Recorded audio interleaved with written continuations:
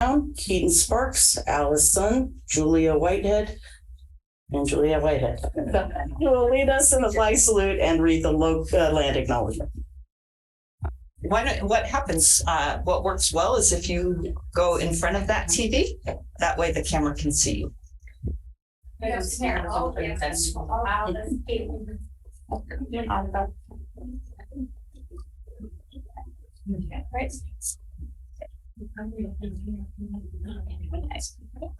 There you go.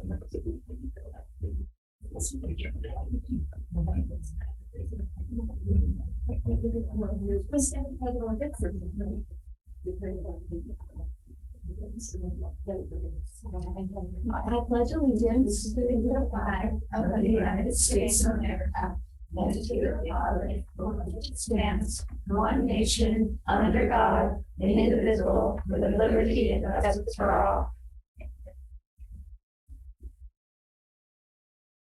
Now I will read the land acknowledgement. Land acknowledgement. The Pacifica School District acknowledges that we gather on the unceded ancestral homelands of the Ramaytush Ohlone people. As guests, we humbly extend our gratitude to the Ramaytush Ohlone elders and community. We recognize that we benefit from living and working on their traditional homeland, and we affirm their sovereign rights as the First Peoples. As the original stewards of this land, the Ramaytush Ohlone people understand the interconnectedness of all things and the importance of maintaining harmony with nature. Likewise, the Pacifica School District commits to teaching our school community how to be responsible as stewards of this land. Thank you. And then we have a little presentation here. I kind of felt a little bit like Julie Andrews and The Sound of Music. So they're going to tell a few of their favorite things from 2022-23. All right. So my favorite things this year were all the fun activities that we did with the other classes. And we had many great times playing games with our school families, watching middle schoolers' presentations, and reading to the kindergarten parents and third graders. I learned so much about my underclassmen this year, and I hope to see them soon when I go to high school. My favorite memory of the year was the mock panel that my grade had put together. It was a lot of fun to learn and it brought us together with our performance of music. The case was about our first singing voice, and it had many fun elements. I was able to become a lawyer, and it brought together my classmates too. Events like this throughout the year allow us to form stronger bonds with each other. This was one of the highlights of my year, and I look forward to connecting with others in the future. My favorite memory about my school year was the variety show. I was part of the sound crew, and I learned lots of things like how to work the microphones, but I also learned a lot about the peers I was working with. I was also a participant in the variety show, and was glad that many people recognized the amount of effort me and my friends put into our acts.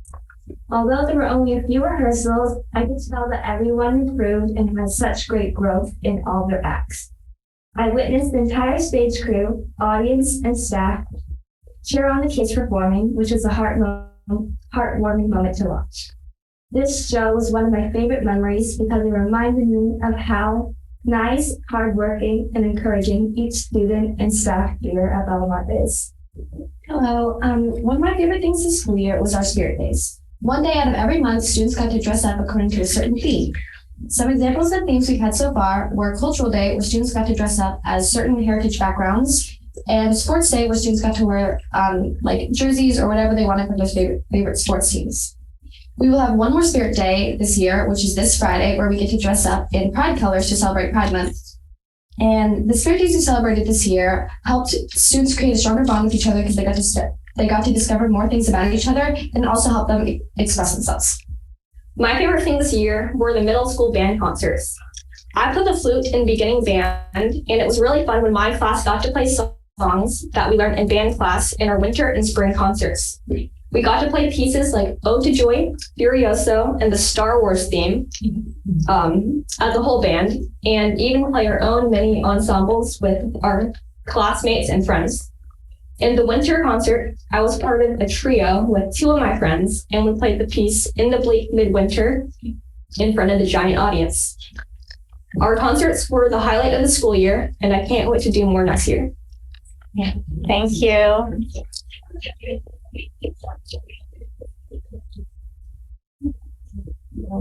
Thank you for letting us go. So you're here, we really appreciate it. I'm sure that this is the time you have plenty of work to do. So thank you for presenting to us tonight. Thank you very much. Thank you.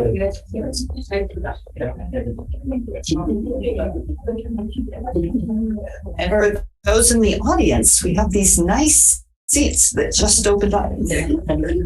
Barbara, would you please take the roll call? Trustee Bell here, trustee Burkini Here. trustee Duckett here, trustee Bell here, trustee Willow Here.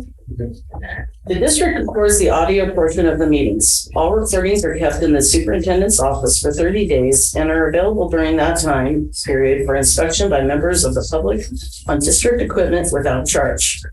In-person speakers wishing to address the board on agenda or non-agenda items, please complete a request card with your name, address, and the item number and submit it to the board president or the superintendent. You'll be called to address the board and may speak for up to 3 minutes. Virtual speakers wishing to address the board on agenda or non-agenda items, please submit your first and last name and agenda item you wish to speak on in the Q&A area of the webinar.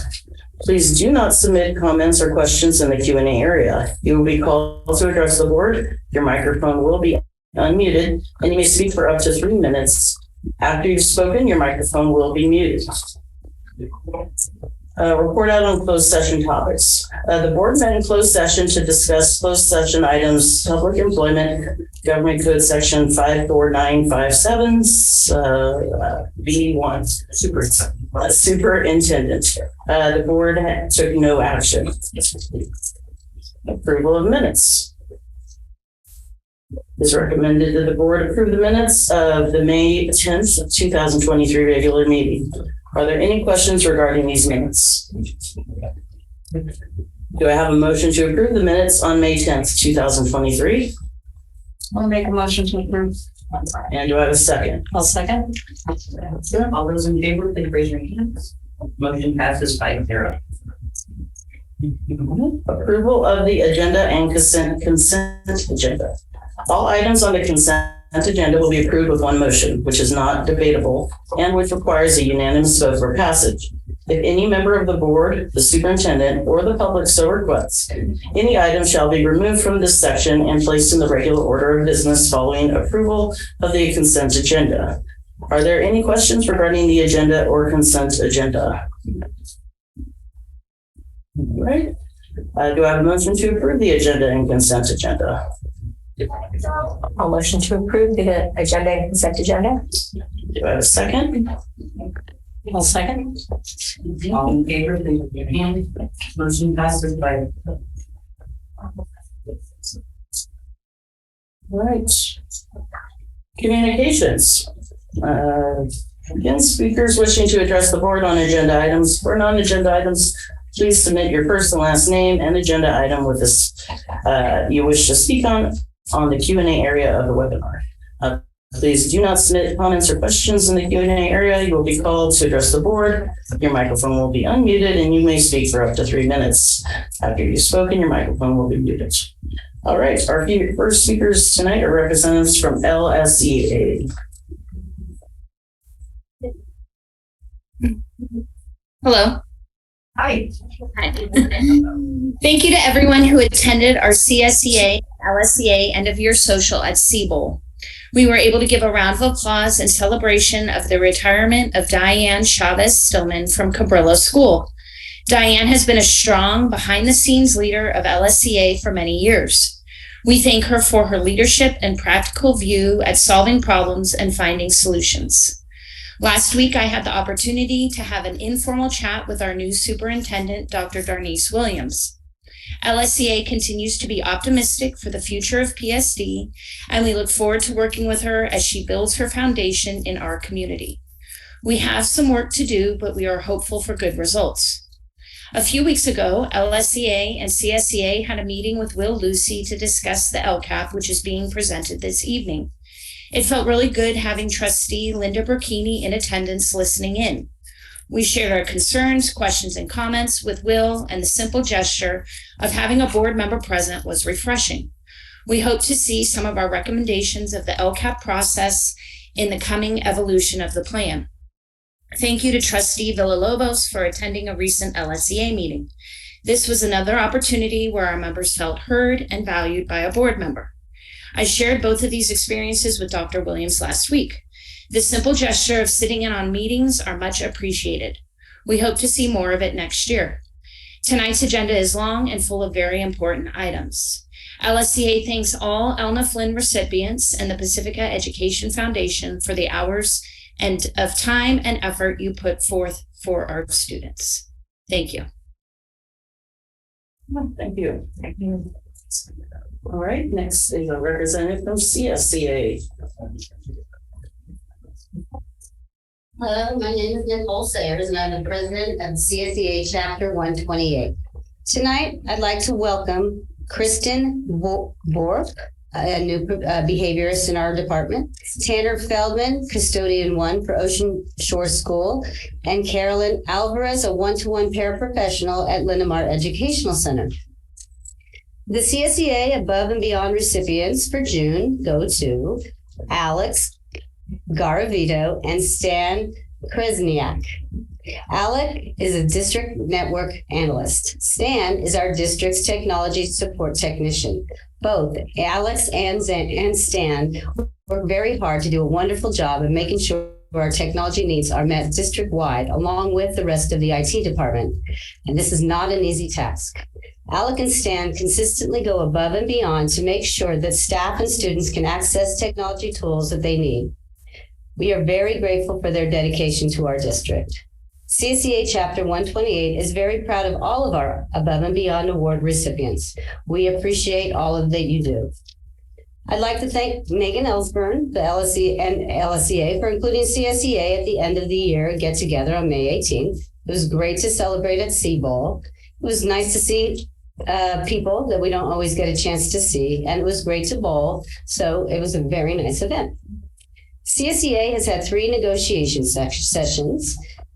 At our last negotiation meeting, we were able to work with the district on putting together a flyer for summer custodial work, in which any district employee can apply if they would like to earn some extra money over the summer. We are hoping to get some applicants from the district so we can cut down on hiring contracted employees.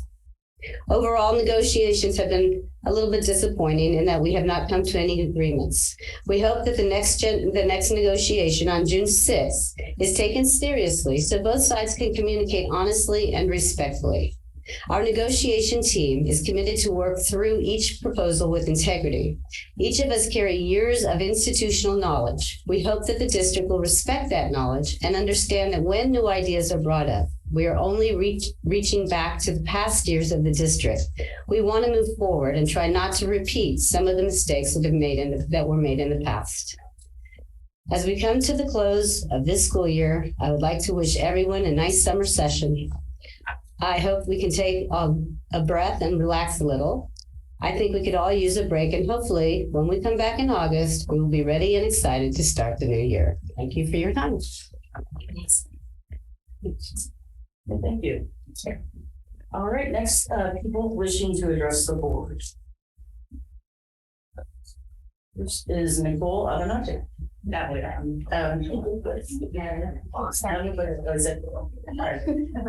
Sorry. That's okay. Nicole and Natalie are very similar. Okay. In the 47-page document, low morale, strained relationships, and lack of confidence in leadership came out as clear themes. In this district, we have administrators, but we do not have leaders. Let me rephrase that. We do not have leaders in administration. There are many teacher leaders. There are many classified leaders. When PSD employees need help, they know which colleague to turn to, which colleague to lean on. I'm here to ask you to choose leadership, to choose it as a value, and to choose it as something to work on and to spend time on. According to the Leadership Challenge workbook, when operating at their best, leaders model the way, inspire a shared vision, challenge the process, enable others to act, and encourage the heart. Let's go through those. Model the way. Administrators cannot model the way when they are rarely seen. They cannot model the way when they are not trained. Let's take restorative practices. Administrators in this district are not trained, and yet they tout it. over and over. In the worst cases, they try to use it, but only cause more harm because they do it incorrectly or incompletely.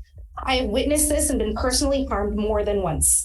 Leaders should go first in all things, but they cannot when they do not have training or are never there. Inspire a shared vision. This means looking forward. It means articulating a vision that we are all working toward. It means communicating, not just talking, but truly listening. Leadership is a dialogue, not a monologue. So often, this district makes choices about initiatives or processes. They are then either given to staff to comply with or do, but the why is rarely shared. It cannot be a shared vision if it is reactionary or people aren't given the purpose. Challenge the process. Leadership is not just waiting to be given direction from the state, from the county, from the superintendent. Leadership is looking for ways to move forward, but also looking at new ways of doing things. PSD is almost always reactionary, doing things only because there has been a problem. This is maintenance, not leadership. Enable others to act. Leaders should use we way more than I or you, and they should mean it. PSD has become more and more top-down in the past few years. Initiatives, plans, directions are given to staff to execute, but the ability to engage or adapt is not. Leaders inspire and empower their staff and give them tools and support to do their best jobs. Encourage the heart. I made the heartbreaking decision to leave this district, and it has nothing to do with money. As I discussed my decision with my colleagues, it broke my heart even more to hear the exhaustion, the frustration, the bitterness, and the hurt they feel in their daily work. This has nothing to do with the students. The employees of this district give everything they have and sometimes more for the students, yet they do not feel valued or cared for by administrators. Leaders show they value their people consistently with words and actions, and they do it genuinely, not just with a shirt during staff appreciation. I'm asking you to choose to be leaders as a board. I'm asking you to choose to value leadership and to foster it in administrators. I'm asking you to foster the heart in the community that was once so strong, but has been fading in the last few years due to lack of leadership. I've been here for 10 years, and this community means the world to me. I love it dearly. I hope that you choose to make this a place people want to stay again. Let me be the last to leave because this district has broken them. Thank you. Okay, thank you. Next speaker, Jennifer Mitchell. Hi, I wasn't intending to do this. I'm going to tag on to what Natalie said, and I don't think I'm going out on a limb when I say that there is not a single person, from the principals to the custodians to the secretaries to the teachers at our school sites, that have what they need to do our jobs properly. That wasn't what I was going to talk about. Last Thursday was open house at Ocean Shore and Cabrillo, and I want to thank Heather for attending the Ocean Shore open house. We appreciate your acknowledgement of all of our hard work, even as you are preparing to depart the district. After checking with teachers at both schools, it seems that not a single board member or district administrator other than Heather attended either of the open houses. I want to encourage you to think about the message this sends, not only to the hardworking teachers, but also the students and the families in our community. Your presence matters. You're the decision makers and the leaders of this district. Your absence was disappointing, and it was noticed. It's no secret that the morale is low throughout this district. And I just want to tell you, a small pat on the back, like attending open house, makes a difference.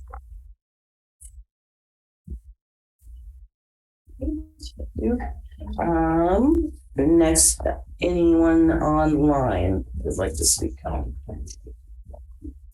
No speakers? Okay, board correspondence. I can start. Okay. I don't really have anything because I was traveling for my daughter's college graduation. But prior to that, I think we were hiring the new superintendent and having meetings around that. That took some time. Also, That took some time. and then I think I went to IBL once on Teacher Appreciation Day. But otherwise, I'm back. I had a similar, schedule, but I just wanted to thank Heather for the work you've done since you've been here. You will be missed. Thank you. Please come visit us. I will. And yeah, we appreciate you. We're doing correspondence or? Yeah. Or, Okay. Yeah. Thanks. So I have similarly, no major correspondence, participated in the meetings around the new superintendent search, and attended staff appreciation for Sunset Ridge. My memory these days is fading, unfortunately. And I also wanted to send my thank you to Dr. Olson for her leadership in bringing the focus so quickly back to teaching and learning after COVID. It's very easy to continue to focus on operational elements, but the work of this school district, the work of the entire teaching staff and classified staff is teaching and learning. So thank you for bringing that focus back. So the last couple of weeks was the attended the illness luncheon, which they're going to have as one of the items this evening, honoring the volunteers, and the spring concert for Ingrid B. Lacey and Ocean Shore, which was similar to the music concert that the kids were talking about today. We had a couple of workforce housing finance meetings and went to the LSCA, CSCA end of the year Siebel event, which was great to go to Siebel one last time since today's closing. My husband and I volunteered at the Ortega Carnival on the obstacle course, which is just totally insane. It's constant. There's not a stop in the thing. Met with the new superintendent, Dr. Williams. And just wanted to say I would have attended open houses last Thursday, but it was my own son's college graduation. So that's where I was. And thank you to Heather for everything over the last 5 years. This is this is not goodbye. We're gonna make her cry. All right. I thank you to LCA and CSCA for inviting myself and the board to the end of the year bowling party. It's good to see everyone in a more relaxed environment and to visit with everybody there. I also had a meeting with Dr. Williams, as well as some meetings with Dr. Olson.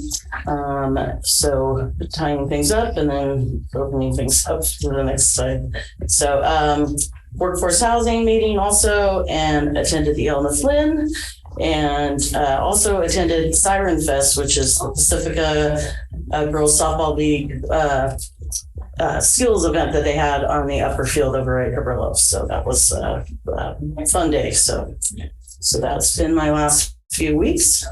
I've been in principal interviews. That was fun. Dr. Williams sat in the second, and we'll talk about this when we talk about the Cabrillo principal, but Dr. Williams was a part of that. And so I've had a couple of occasions to spend some time with her, and I like her more every time I spend time with her. We got lucky. Thank you for all the work that went into that. Well, and I will say also, and we are going to get more into it, but thank you. This will be my last board meeting with you because I won't be at the next meeting. But it's been a pleasure working with you all this time. We would have never known what we had to go through over the last 5 years from it's just everything. So thank you very much. I know it's been challenging, and I know everyone has this feeling of wanting to be reconnected, but that's all of us are feeling that, and we all want to get reconnected, and that is our goal as we move forward. So we're all just still healing from COVID. So I think we're on our path to getting back to where we were. So and maybe better than that. So Thank you. Anyway, Thank you. thank you. All right, so I guess I have to move on. Yes. All right, next, let's have our next presentation. Elna Flynn The Award. Elna Flynn Awards. Do you all want to come sit in? No, you don't want to sit down.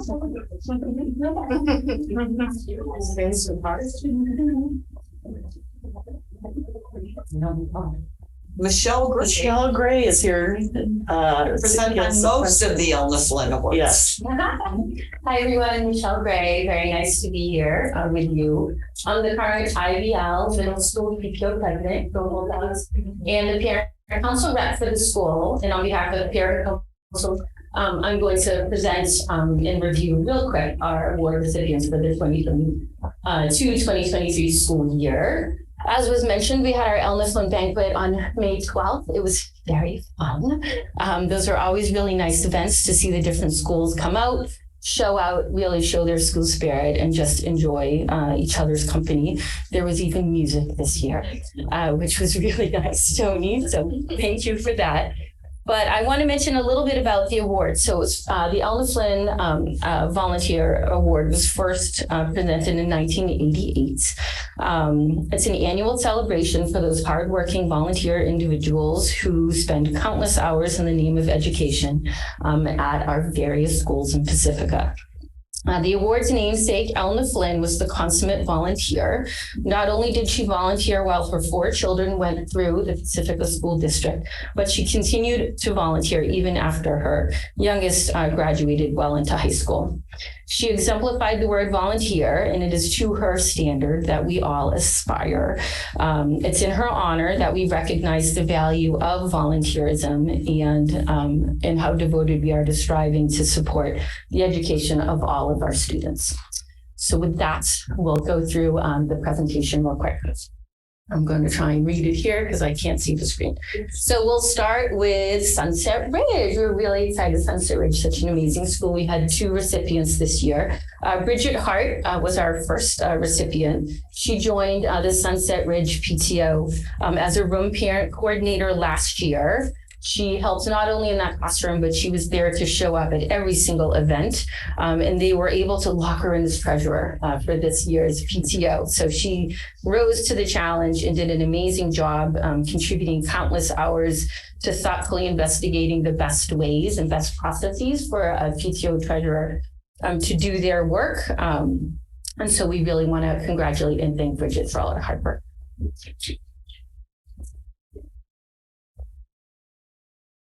The next Sunset Ridge recipient is Rebecca Slater. It's okay.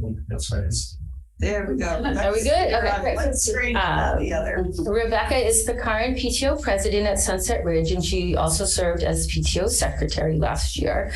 She's an inclusive and flexible leader, is in front of most of the fundraisers, creating and producing commercials starring their students, and really just making sure everyone feels welcome and valued as part of the Sunset Ridge community.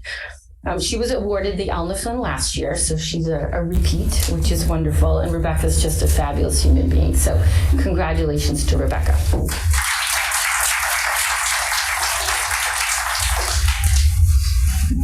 And we'll move on to Valley Mar Stallions right now. So I'm really happy to talk about Sarah Benavides. She's a wonderful person. She was involved with the PTO as soon as Julian, her oldest, started in kindergarten. And she served in multiple positions. I was on the board with her for many, many years. She was activities coordinator, co-president, and really everything in between. She is there always showing up with that great enthusiasm and support for everyone as part of the Valley Mar community. And we want to congratulate Sarah for being this year's award recipient.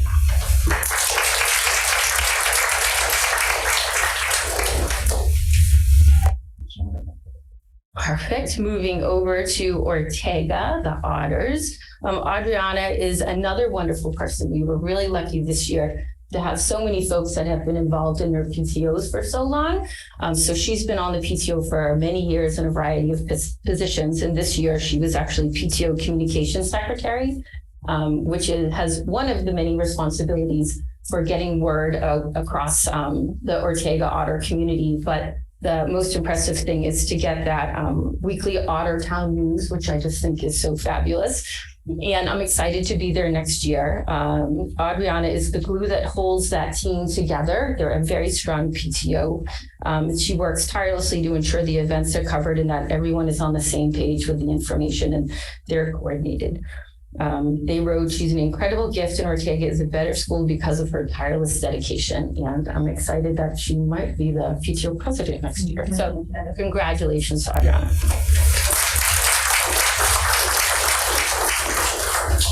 And our next moves over to Lindemar Educational Center. So Lisa was just lovely to meet. It was the first time I had met her at Alma Flynn. And she was clearly just loved by everyone there at LMEC. She makes every effort to spend equal time interacting with all of the students. I think they have about 35 or so there. And she just consistently is showing up and giving her best to all of those kids and their families. Her calm demeanor helps put everyone at ease. So LMEC was proud to honor such an incredible person. So congratulations to Lisa.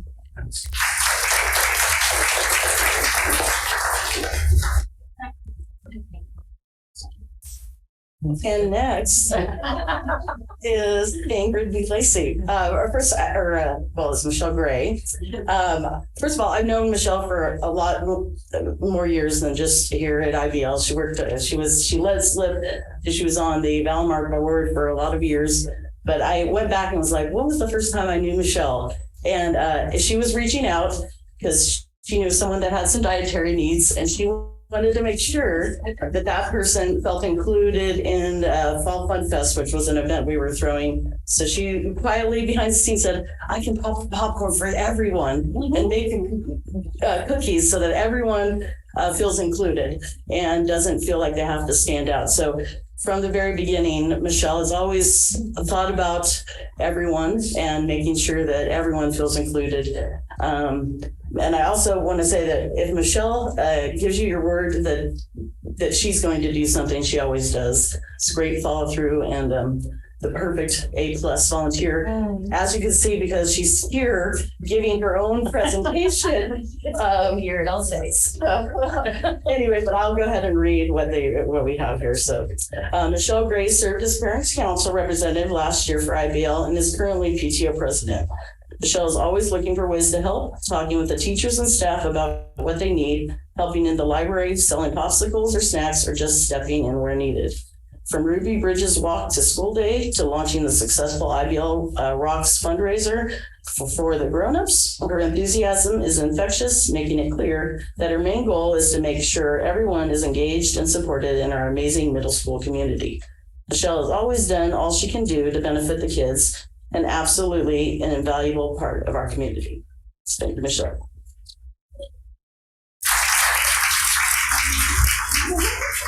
Thank you very much. Good. Thank you for that.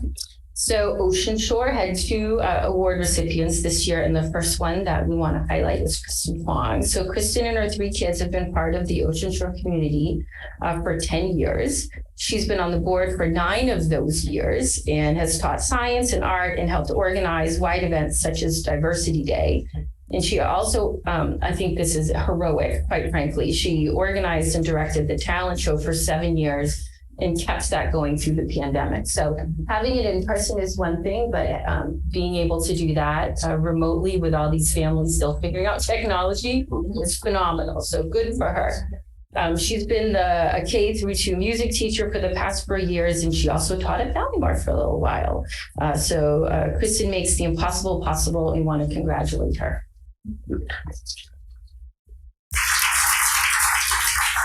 Ocean Shore's talent shows right now as we speak. Oh, geez. Okay, well, we'll send them good luck. And the second recipient from Ocean Shore was Renee.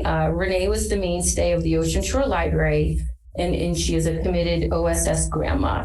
When Renee started helping, Ocean Shore had no paid library staff, and the library used the Dewey Decimal System. And so with her lead, the books became organized into a very welcoming and user-friendly library for these kids. I know the library for me was always just such a wonderful place, and I love that she spent all that time there.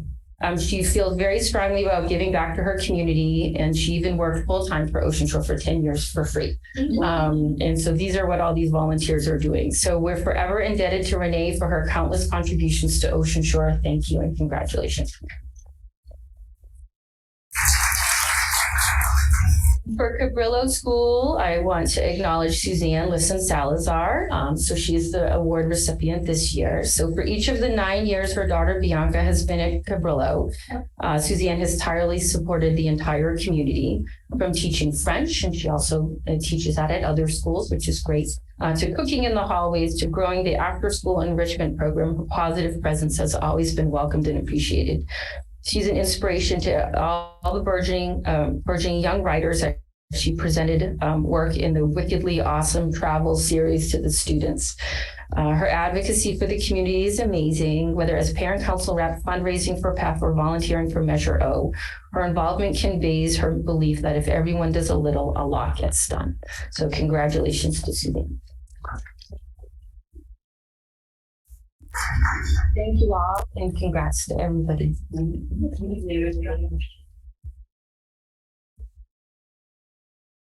All right, our next presentation is from the Pacifica Education Foundation. Emily Hennessy. Emily Hennessy is going to join us online, Lilith. You can make her a panelist. And we may also want to make Johnny Davis, next year's PEF president, also a panelist.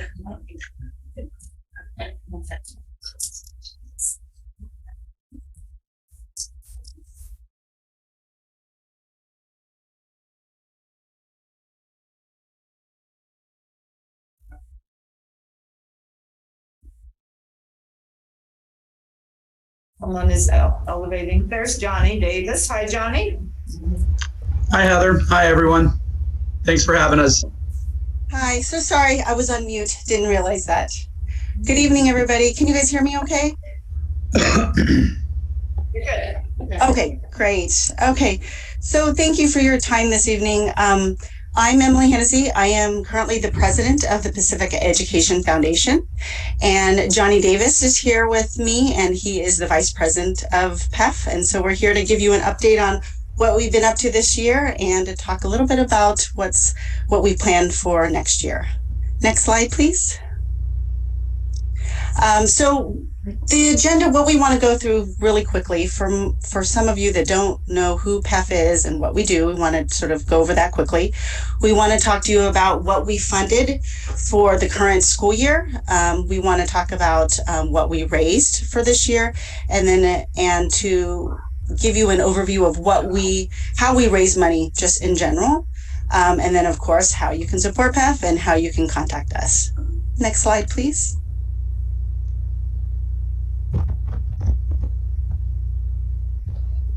I lost you there. Sorry. Hold on one sec. The Zoom disappeared. Sorry. Okay. Sorry, I can't see the slide. So I think we're on. Who is the Pacific Education Foundation? Sorry, I lost the Zoom. So our mission is to. Oh, sorry. Icon. If you get it from your Zoom icon, does it come up? It didn't. Somehow it disappeared. Okay. Weird. I don't know. This is not usually happen. Sorry. Anyway, so I'm going a little blind, so please stop me if I'm on the wrong slide. So, do you want to pull up the deck you shared? Yeah, I'm going to pull it up. Yeah, that's fine. So I think we're on the right. Okay. So I apologize for a little bit of technology snafu. So PEF's mission is to protect and advance the quality education for all students in the district. We were founded in 2008, so we are celebrating our 15th anniversary this year, which is very exciting.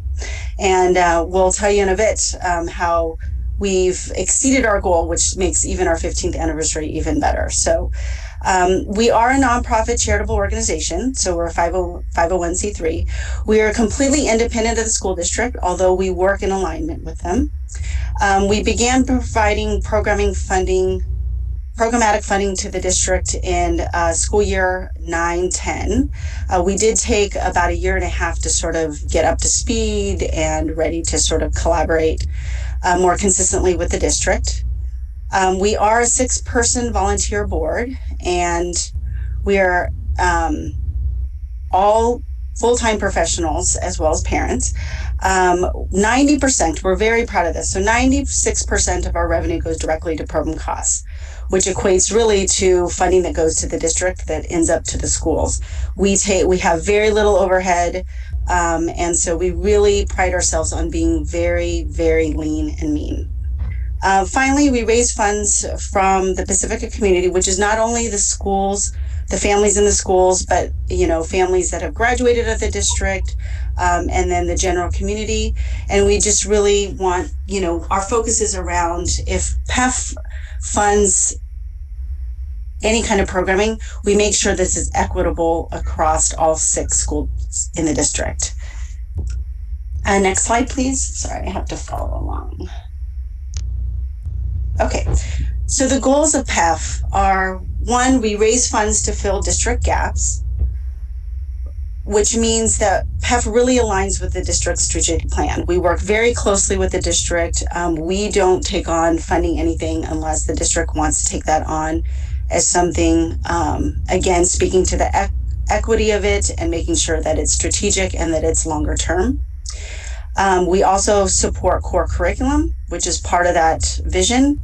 And then finally, we promote, as I said earlier, promote equity across all schools in the district, which equates to, if PEF provides funding, it is not just to a particular school, it would be to all schools that have, that have the grades, the students in the grades. So for elementary music, for instance, we provide funding for all of the schools that have 3rd through 5th grade. Next slide. Sorry, I'm going. Okay, so the funding for the current year is we've provided $92,000 to support the elementary music program for 3rd through 5th graders. We are providing $24,000 to support the middle school band program. And then finally, almost $25,000 for the Spark Poetry for 5th graders. So our budget is total of funding $140,000 this year, which is a little less. In prior years, prior to the pandemic, it's been around $160,000. So we're looking at trying to get more into that space in future years. But I do want to mention that for the current school year, PEF is very excited that we're working to raise grant funds that will support the expansion of the elementary music program to the TK through 2nd graders. So this is something that PEF has wanted to do for a long time around being able to support all grades in the district. And so this has been a gap for the TK through 2nd graders. So we're really excited about this partnership. And, another thing that is part of PEF's roots is around being an entity that could help with the innovation and expanding programs. So again, this sort of gets us back to that space. So we're really, really excited about that.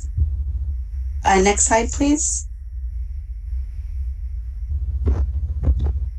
So in general, how does PEF raise funds? So first, we raise funds through events. In the past, you may have known, prior to the pandemic, we had the PEF-a-thon, and then we had a gala.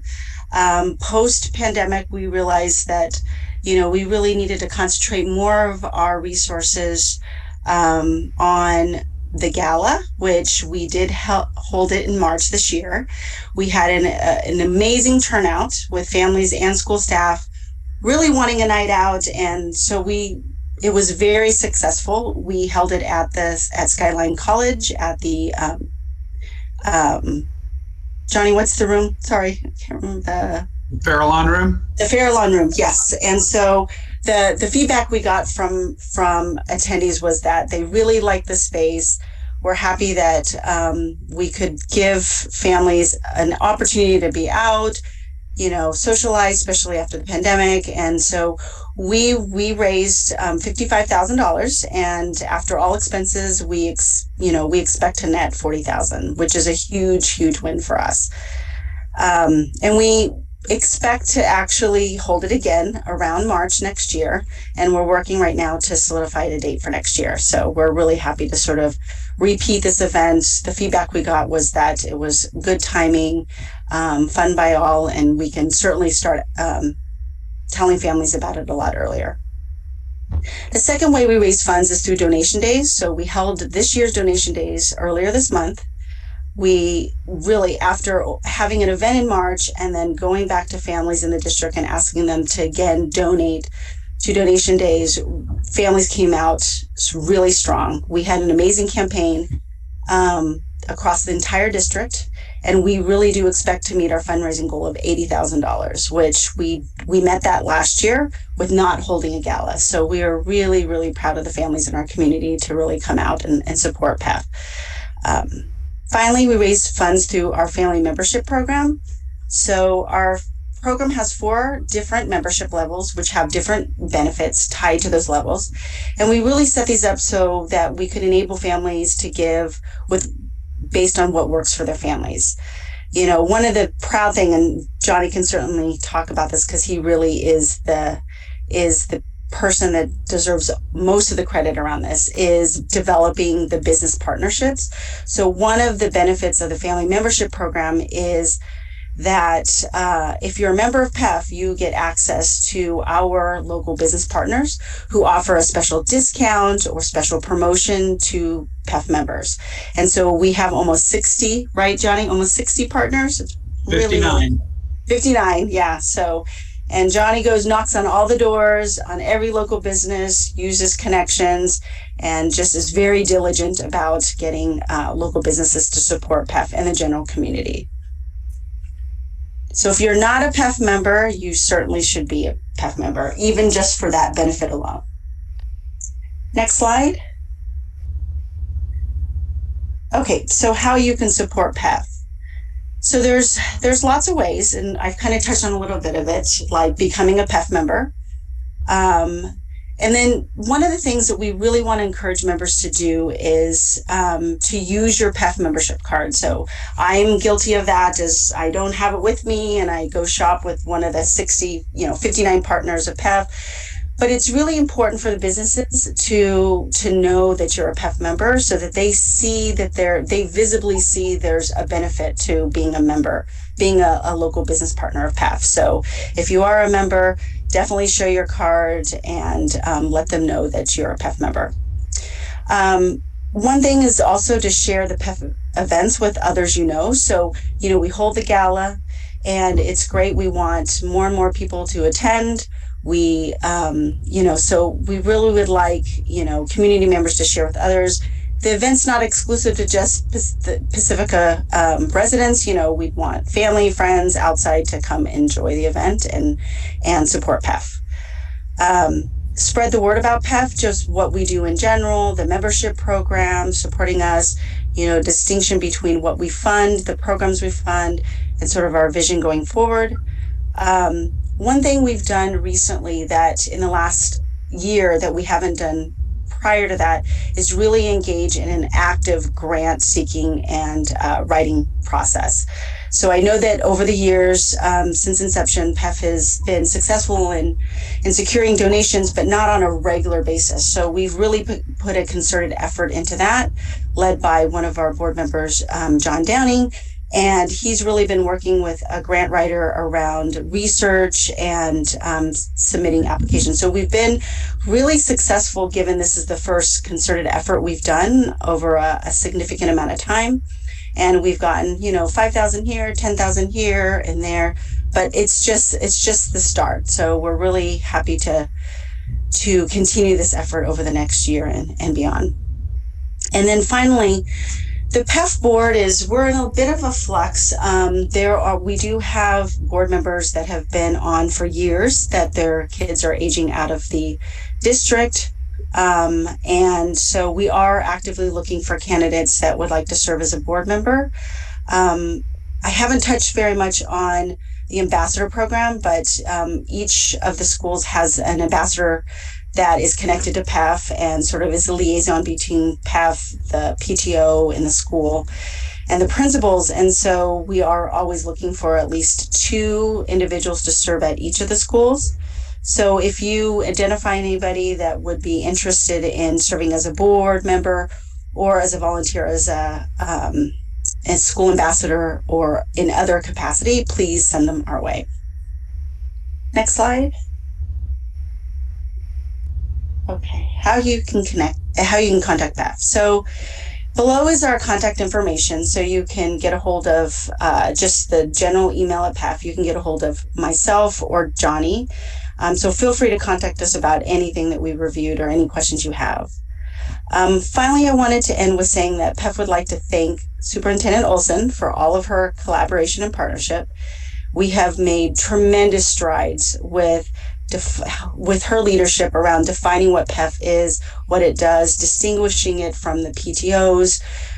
She's been instrumental in bringing the PTO presidents and myself together and working very collaborative and supporting one another. And I just thank her for that, because it's made the world of a difference. And I think that PEF's success in fundraising over the last several years has been definitely contributed to Heather's commitment to PEF and making sure that everybody in the district understands the importance of it. So we will truly miss you, Heather, and we have really enjoyed working with you, and we wish you the very best on your journey. I'm not going to get too emotional, but anyhow, so we're just grateful for the partnership.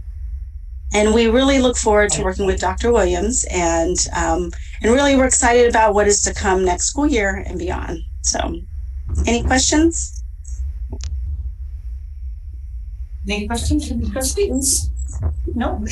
Johnny and Emily, you are first up on the recognition, the volunteer recognition, but we have a few other things to do. So if you can stick around and be in the audience, we'll elevate you to panelists when we get up to that, but it's going to be a long board meeting.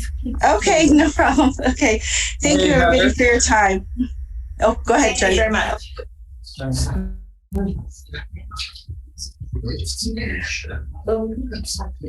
Lucky Emily. Okay. All right, then. All right, we'll move on to district business. District goals. The district values the goals provided in our local control accountability plan and strategic plan. All of our district board agenda items are tied to these goals. One or more goals are listed in the description of each board agenda item. The details of each of those district goals can be accessed on district website at www.pacificasd.org. All right, first is resolutions of appreciation for retiring teachers, classified staff, and administrators. And Dr. Torres. Good evening, Board of Trustees, Dr. Olson. Today I have resolutions of appreciation for retiring management and certificate staff. It is recommended that the board approve resolutions 2023-05318 through 2023-0531D for retirees as follows: Diane Chavez Stillman, Michelle Hale, Dan Little, Heather Olson. Each of the retirees have provided the Pacifica School District with many years of devoted service and played a significant role in educating our students. It is fitting on the occasion of their retirement that the district recognize each of them with a resolution of appreciation. An invitation to attend the board meeting was extended to 3 of the employees. One of our employees, Michelle Kale, gave notice of her retirement earlier in the year, but unexpectedly passed away last month. We would like to recognize her years of dedication and service to the Pacifica School District with a resolution. The resolutions will be presented this evening, acknowledging and thanking our retiree recipients for their many years of dedication and commitment to the students and the community of the Pacifica School District. In addition, we have Elise Lester, field representative from the Office of Assembly Member Mark Berman, presenting certificates in the honor of each recipient's contributions to the Pacifica School District. All right, all of that. Let's see. Are there any questions regarding these resolutions? So I think we vote. All right. And then we read, right? Yes. And do I have a motion to approve these resolutions of appreciation? I'll make a motion to approve these resolutions. And do I have a second? I'll second. Okay. All in favor, please raise your hand. Motion passes 5-0. All right. And we would like to start by having Principal Rachel Carrion reading Diane Chavez Stillman's resolution. Except that, as I understand it, Rachel is sick with a sore throat and not able to join us either in person or virtually. So could you read it? Definitely. Okay. Do we want to elevate Diane? Diane's in the audience. Do we want to elevate her to a panelist? Yes. Yeah, I think you better. D. Stillman?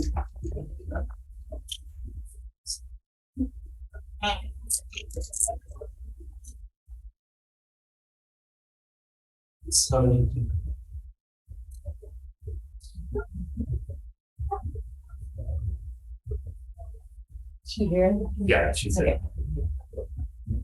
Hi, Diane. Hi, Diane. All right. Resolution number 2023-531A. Diane Chavez Stillman.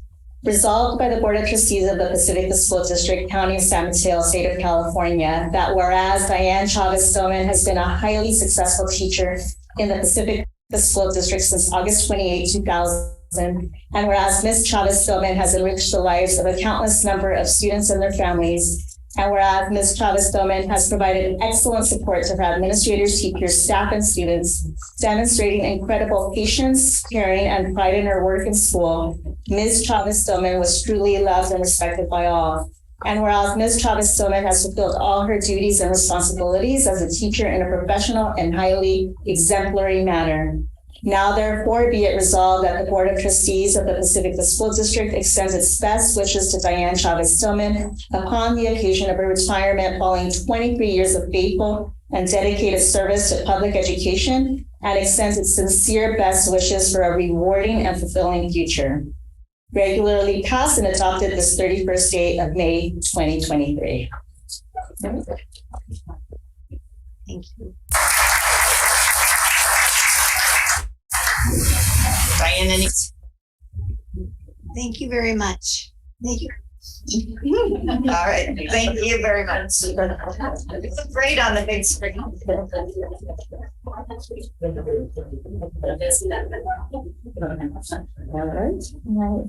right. Second, we have Principal Patrick Jackson reading Michelle Cale's resolution.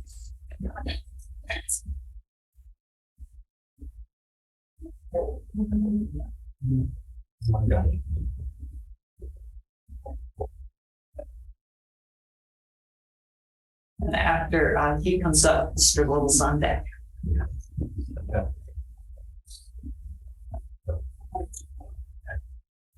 There you go. Can you hear me? Hi, Patrick. Hi. Okay, all yours. Thank you. Michelle Cale. Resolved by the Board of Trustees of the Pacifica School District, County of San Mateo, State of California, that whereas Michelle Cale gave notice of her retirement from the Pacifica School District to begin after this school year ended, but passed away in April 2023, we would like to respectfully recognize her service and contribution to the Pacifica School District. And whereas Michelle Cale was a well-respected, longtime teacher in the Pacifica School District since January 4th, 1988. And whereas Ms. Cale enriched the lives of a countless number of students and their families. And whereas Ms. Cale provided excellent support to her administrators, teachers, staff, and students, demonstrating incredible patience, caring, and pride in her work and school. Ms. Cale was truly loved and respected by all. And whereas Ms. Cale fulfilled all her duties and responsibilities as a teacher in a professional manner. Now, therefore, be it resolved that the Board of Trustees of the Pacifica School District respectfully acknowledge Ms. Cale's 35 and a half years of faithful and dedicated service to public education, regularly passed and adopted this 31st day of May, 2023.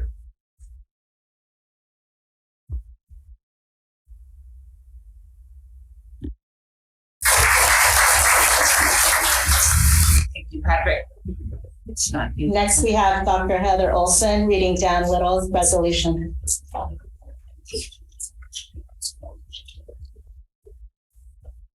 right, let's get Mr. Little up here.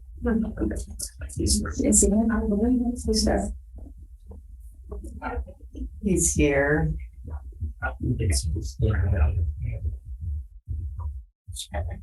There you go, Dan. Can you hear us? Yes, I can. All right, congratulations on your retirement. So as your boss, I get to read this one. Resolved by the Board of Trustees of Pacifica School District, County of San Mateo, State of California, that Dan Little has been a principal in the Pacifica School District since July 31st, 2014, providing consistency and stability to the Ingrid B. Lacey community and staff. And whereas Mr. Little has enriched the lives of countless number of students and their families, and whereas Mr. Little has provided support to the assistant principal, teachers, staff, and students, demonstrating patience, caring, and pride in his work in his school. Whereas Mr. Little is a respected educator and was previously a special education teacher and an assistant principal in Belmont and San Bruno. And whereas Mr. Little was a leader in technology use for students and staff.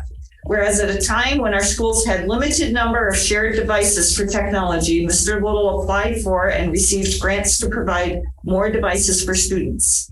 And whereas Mr. Little continued to support staff, students, and families through all stages of the pandemic, with Ingrid B. Lacey Middle School well positioned to move to distance learning because of his expertise in technology and their additional devices.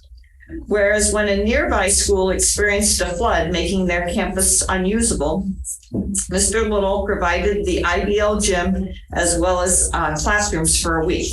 He greeted the students and staff as they arrived at school and made them feel welcome at a time both staff and students were feeling unsure. And he didn't even let the kindergartners know he was afraid of them. Whereas Mr. Little has fulfilled all his duties and responsibilities as a principal in a professional and highly exemplary manner. Now, therefore, be it resolved that the Board of Trustees of the Pacifica School District extends its best wishes to Daniel Little upon the occasion of his retirement, following 9 years of faithful and dedicated service to public education, and extends its sincere best wishes for a rewarding and fulfilling future. Regularly passed and adopted this 31st day of May. So,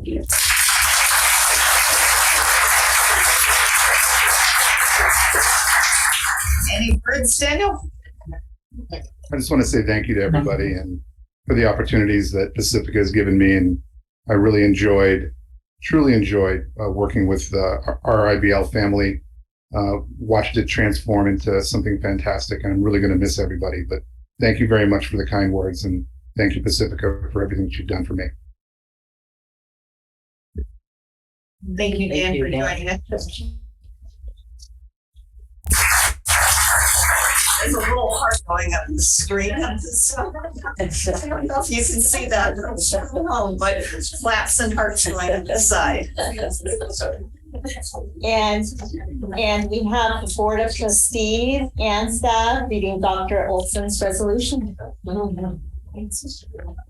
All right. So I will go ahead and begin. All right. Resolution 2023-05-31-D, Pacifica School District, County of San Mateo, San Mateo, State of California, retirement of our superintendent, Dr. Heather Olson. Whereas leadership matters for the Pacifica School District and the students we serve every day, the strong leadership, resilience, flexibility, problem solving, and hard work of Superintendent Dr. Olson has supported the successful education of the students of Pacifica and supported school staff and families. And whereas the title superintendent is a term used to define educational leadership, superintendents are essential in supporting the entire community.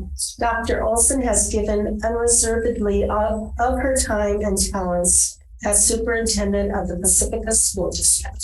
And whereas our dedicated superintendent, Dr. Olson, has persevered through the ongoing pandemic by prioritizing the health and well-being of students and staff, by arranging for contact tracing, keeping students connected to school, communicating with families and staff, and ensuring that children have access to meals. And Whereas Dr. Olson helped guide the district to a one-to-one computer ratio, as well as implementing updated district internet infrastructure to support this modernization. And whereas Dr. Olson has brought workforce housing from a dream to a reality. And whereas Dr. Olson led the district through the curriculum adoption process for a new science curriculum, a phonics program, and social emotional learning curriculum, always keeping equity at the forefront. And whereas Dr. Olson has led principals through learning walks and through professional development around improving their educational practices, evaluation practices, and cultural proficiency. And whereas as we navigated through RSV, COVID variants, and other natural disasters, Dr. Olson was able to keep the focus on student learning and mental health. And whereas Dr. Olson helped reestablish the summer school program to support learning loss as a result of the global pandemic. And whereas Dr. Olson understood the importance of family engagement in student success and the need to address the mental health of students and brought counselors to all schools. And whereas Dr. Olson worked with parents, volunteers, community partners, and staff to meet the needs of our students and families, and held quarterly PTO, PEP, and CPAC leadership meetings with kindness, openness, and an approachable manner where people felt heard and listened to. And whereas the Pacifica School District would like to recognize and appreciate Dr. Olson's leadership and compassion. And now therefore be it resolved that the Board of Trustees and the community it serves extends its best wishes to Dr. Heather Olson upon the occasion of her retirement following 5 years of service to public education to the Pacifica community and an additional 27 years of service to public education, and extends its best wishes for a rewarding and fulfilling future. And be it further resolved that we pause to pay tribute to Dr. Heather Olson on the occasion of her retirement as superintendent of the Pacifica School District. Thank you for your outstanding leadership during this most unprecedented of times. Adopted this 31st day of the month of May 2023. Thank you.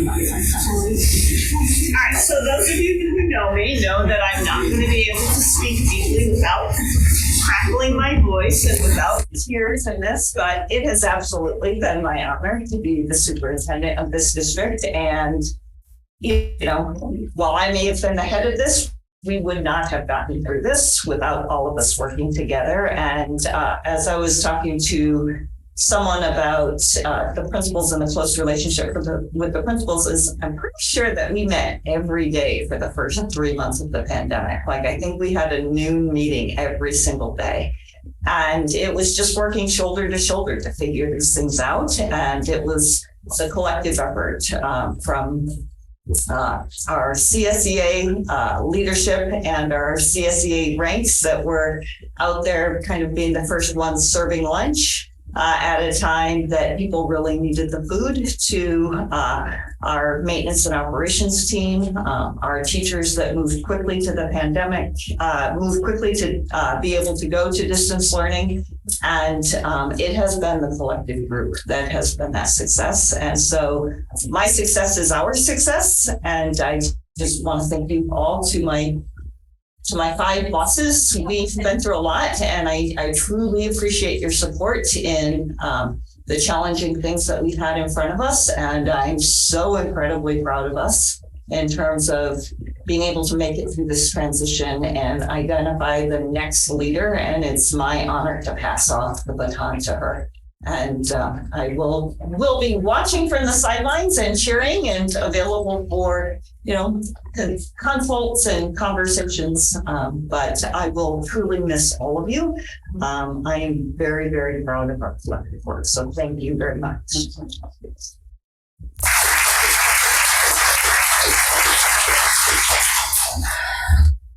Okay, Thank you. thank you. All right, so next. So our next speaker is, we're gonna go over resolutions of appreciation of the parent volunteers and parent, Pacific Education Foundation. This is an action item. Good. I get to go first on that one. Thank you. We'll put that over there. So could we have our friends from Tech back? So each of our schools also wants to recognize their current population, but I'm going to start us off with hopefully Johnny Davis and Emily Hennessy are back. Maybe next time we do this meeting, we can figure out the timing so that the people who are presenting also get their awards. Hi, Johnny. Johnny is. Hi, Heather. Thanks for having us back. Great. And hopefully Emily can join us. I don't know that here she comes. So Emily and Johnny are leaders of PEP, but PEP is a very small but mighty group of people. And so I would like to start by reading off this presentation, and then as we do each school's presentation, they're going to highlight a few of their specific things. So resolved by the Board of Trustees of the Pacifica School District, County of San Mateo, State of California, whereas the Pacifica Education Foundation has become a treasured, supportive, and invaluable volunteer base for the Pacifica School District, always focused on meeting the needs of all of our students and teachers. Whereas this all-volunteer nonprofit organization of parents and community members have brought a wealth of experience, energy, and excitement to the benefit of Pacifica School District by providing support to identified areas of need in instruction and other educational support. And whereas the foundation has given liberally of their volunteer time and effort, always putting in a good deal of fun and community spirit, including the 0.5K race in October. Perhaps that's one that you might be interested in, Ms. Nordgaard. Half-a-mile race in October, whereas PEP restarted the PEP Gala in an elegant venue to bring adults together to raise money to support student programs. Whereas each member of the foundation has worked tirelessly to provide additional funding to support all the students of Pacifica receive a quality education that the state of California underfunds, such as Spark Poetry, 3rd through 5th grade music, and 6th through 8th grade band. Whereas the foundation collaborates with the district staff so Pacifica School District may remain focused in providing educational experiences and programs that prepare our students for an evolving world, including plans to offer music to all TK through 8th grade students, with the PEP with Pacifica Education Foundation applying for additional grants, including funds to support music curriculum, instruments, and instructional materials. Whereas PEP exceeded their fundraising expectations this year, raising almost $200,000. Now, therefore, be it resolved that the Board of Trustees of the Pacifica School District hereby extends its heartfelt appreciation to the Pacifica Education Foundation on behalf of the community, staff, and most importantly, the students of the district, regularly passed and adopted this 31st day of May, 2023. Thank you. Thanks. Yay. We haven't adopted that one yet. Sorry. We haven't voted on that one yet. And if the board is in agreement with that resolution, would someone please make a motion to approve it? I'll motion to approve. I'll second. All right, Barbara. All in favor, please raise your hand. Motion passes by 0. Okay. And just a very brief thing is that, so Emily Hennessy is handing over the reins of presidency to Johnny Davis in the next year. I cannot thank you enough, the two of you and to the whole PEP board for all that you've done over the last years. Just like we were all affected by the pandemic, also PEP's fundraising was, but just through your hard work and community spirit, we're right back at it. So thank you very much. Thank you. Johnny and Emily? Well, just for correction, Johnny we're in search of a co-president, so he would like to serve in a co-capacity. So if anybody wants to join Johnny in this next phase of the PEF life, certainly let us know. But it's been an honor, really, to serve with PEF, not only as a board member, but as part of a co-president and then as president. It's been an amazing ride, and I can't believe how families in our community have really pulled together during the pandemic. And I mean, PEF has remained solvent during all of that. So, I can't thank the district enough around the support you've given and the connection you've had with the schools and just bringing us together. It's been indescribable around those kind of partnerships that we did not have prior to your leadership, Heather. So thank you so much for that. And it's one of the things that I'm most proud of is the parent leadership and that connection with the PTOs and PEF. I'm very proud of them. So thank you very much. Mm-hmm. All right. Thank you. Thank you, everybody. We appreciate it. Thank you all. Thank you. Well, I'm going to do this one to get. Okay, perfect. Good. Okay. So we are it is recommended that the Board of Trustees adopt resolutions number 2023-05-31-E through 2023-05-31-L in appreciation of parent volunteers and PEF. Are there any questions for this resolution? Okay, do I have a motion? I'll make a motion to approve the resolutions. All right, and a second. I'll second. All right. All in favor, please raise your hands. Motion passes 5-0. All right. I might have messed that up. It's okay. It's all right. So now we can next go to Pacifica, our parent volunteers. Yep.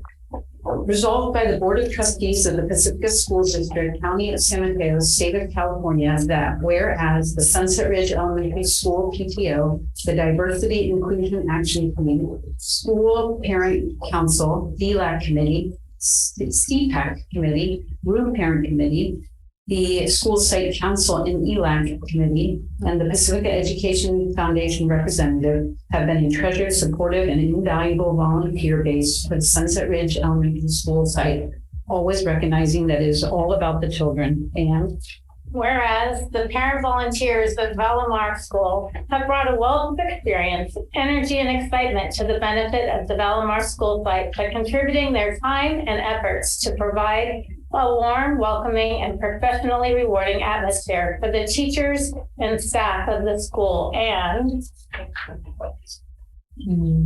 whereas the parent volunteers of Ingrid B. Lacey Middle School have given literally their volunteer time and effort, always putting a good deal of their own personality into every volunteer effort. And whereas each member of these vital groups has worked tirelessly and when asked to raise monies to provide the extras needed for the school site, oftentimes raising money to provide for the basic needs of the school. And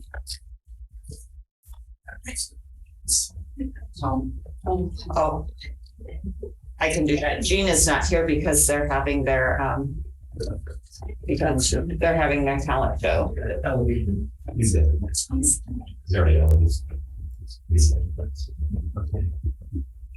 There he is.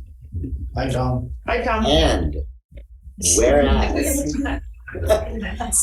the Ocean Shore School Parent Teacher Organization, including the Diversity Learning Group, the Environmental Action Team, representatives to all district committees that included the Parent Council, as well as individuals and groups who oversee and help manage all of the Ocean Shore classrooms, special activities, Oceans 411, field trips, and enrichment, have worked together recognizing their common good of experiential learning and a well-rounded education in their capacity as volunteers and parents. And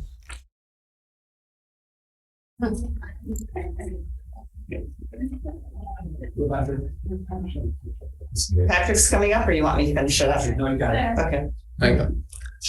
Whereas the parent volunteers of Ortega Elementary School have brought a wealth of experience, energy, and excitement to the benefit of the Ortega school site, by contributing their time and efforts to provide a warm, welcoming, and professionally rewarding atmosphere for the teachers and staff of the school. And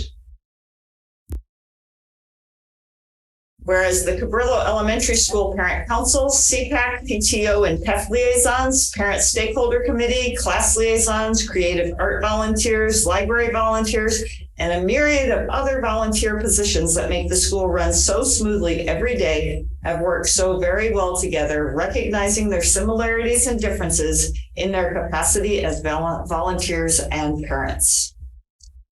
Can I bring it home? All right. Further be it resolved that the board extends its heartfelt appreciation to all parent groups on behalf of the community, staff, and most importantly, the students of the district. Regularly passed and adopted this 31st day of May, 2023.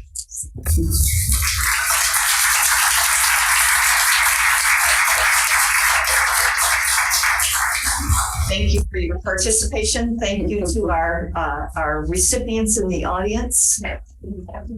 Really, truly, an amazing thing about this district is the level of involvement from our parents, from advocacy to volunteers, and we would not be the same district without you. So thank you very, very much. Nora?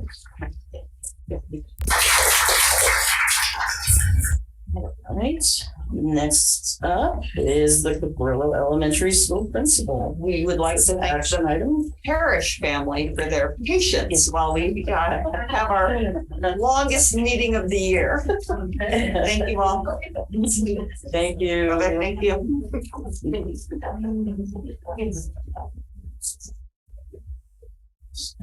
All right. Good evening, Board of Trustees. It is recommended that the Board of Trustees approve the hire of Tiffany Parrish as principal of Cabrillo K-8 School for the 2023-2024 school year. Tiffany Parrish was selected as the next Cabrillo K-8 school principal from a pool of highly qualified candidates. Tiffany has a Master's of Arts in Educational Leadership from Notre Dame de Namur and a bachelor's degree in Child Development from California State University, Chico. Tiffany's certifications include an Administrative Services credential and an English single subject teaching credential. Her work experience reflects being an assistant principal of Clifford TK8 School in Redwood City School District for 4 years. As an assistant principal, she oversaw the instructional program for grade levels TK through 8th grade and led positive behavioral interventions and supports, social emotional learning, and other school culture initiatives. Ms. Parrish was also a teacher leader for the English Language Arts Department at the McKinley Institute of Technology Middle School, where she taught English Language Arts, Social Studies, and English Language Development.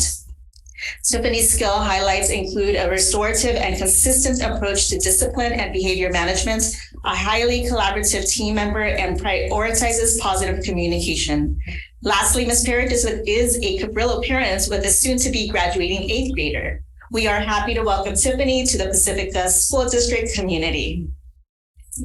And then we talk a little bit about the selection process as well. The selection process began by posting to the position on EdJoy, followed by collecting input from staff and families regarding what they would like to see in the next Cabrillo K-8 school principal. All EdJoy candidates' applications and supportive documentations were screened, and 4 of those candidates were invited to the first round of interviews on May 23rd, 2023. The interview panel for the first round of interviews consisted of Cabrillo School certificated and classified staff, Cabrillo parents, and Pacifica School District management. Finalists were selected by the interview panel and moved forward to the second round of interviews with the Pacifica School District cabinet, including incoming Superintendent Dr. Williams. The second round of interviews was conducted on May 24th, 2023. The Pacifica School District made the final selection and offered Tiffany Parrish the Cabrillo K-8 school principal position for the 2023-2024 school year. And she said yes. Congratulations, Tiffany. All right, thank you. Are there any questions on this item? So we will approve, and then if you want to just have a few words with us after the approval. Yes, so do I have a motion to approve the hire of Tiffany Parrish as principal of Cabrillo School K-8 2023-2024 year? A motion. Okay, a second. All of the raising hands, motion passes by zero.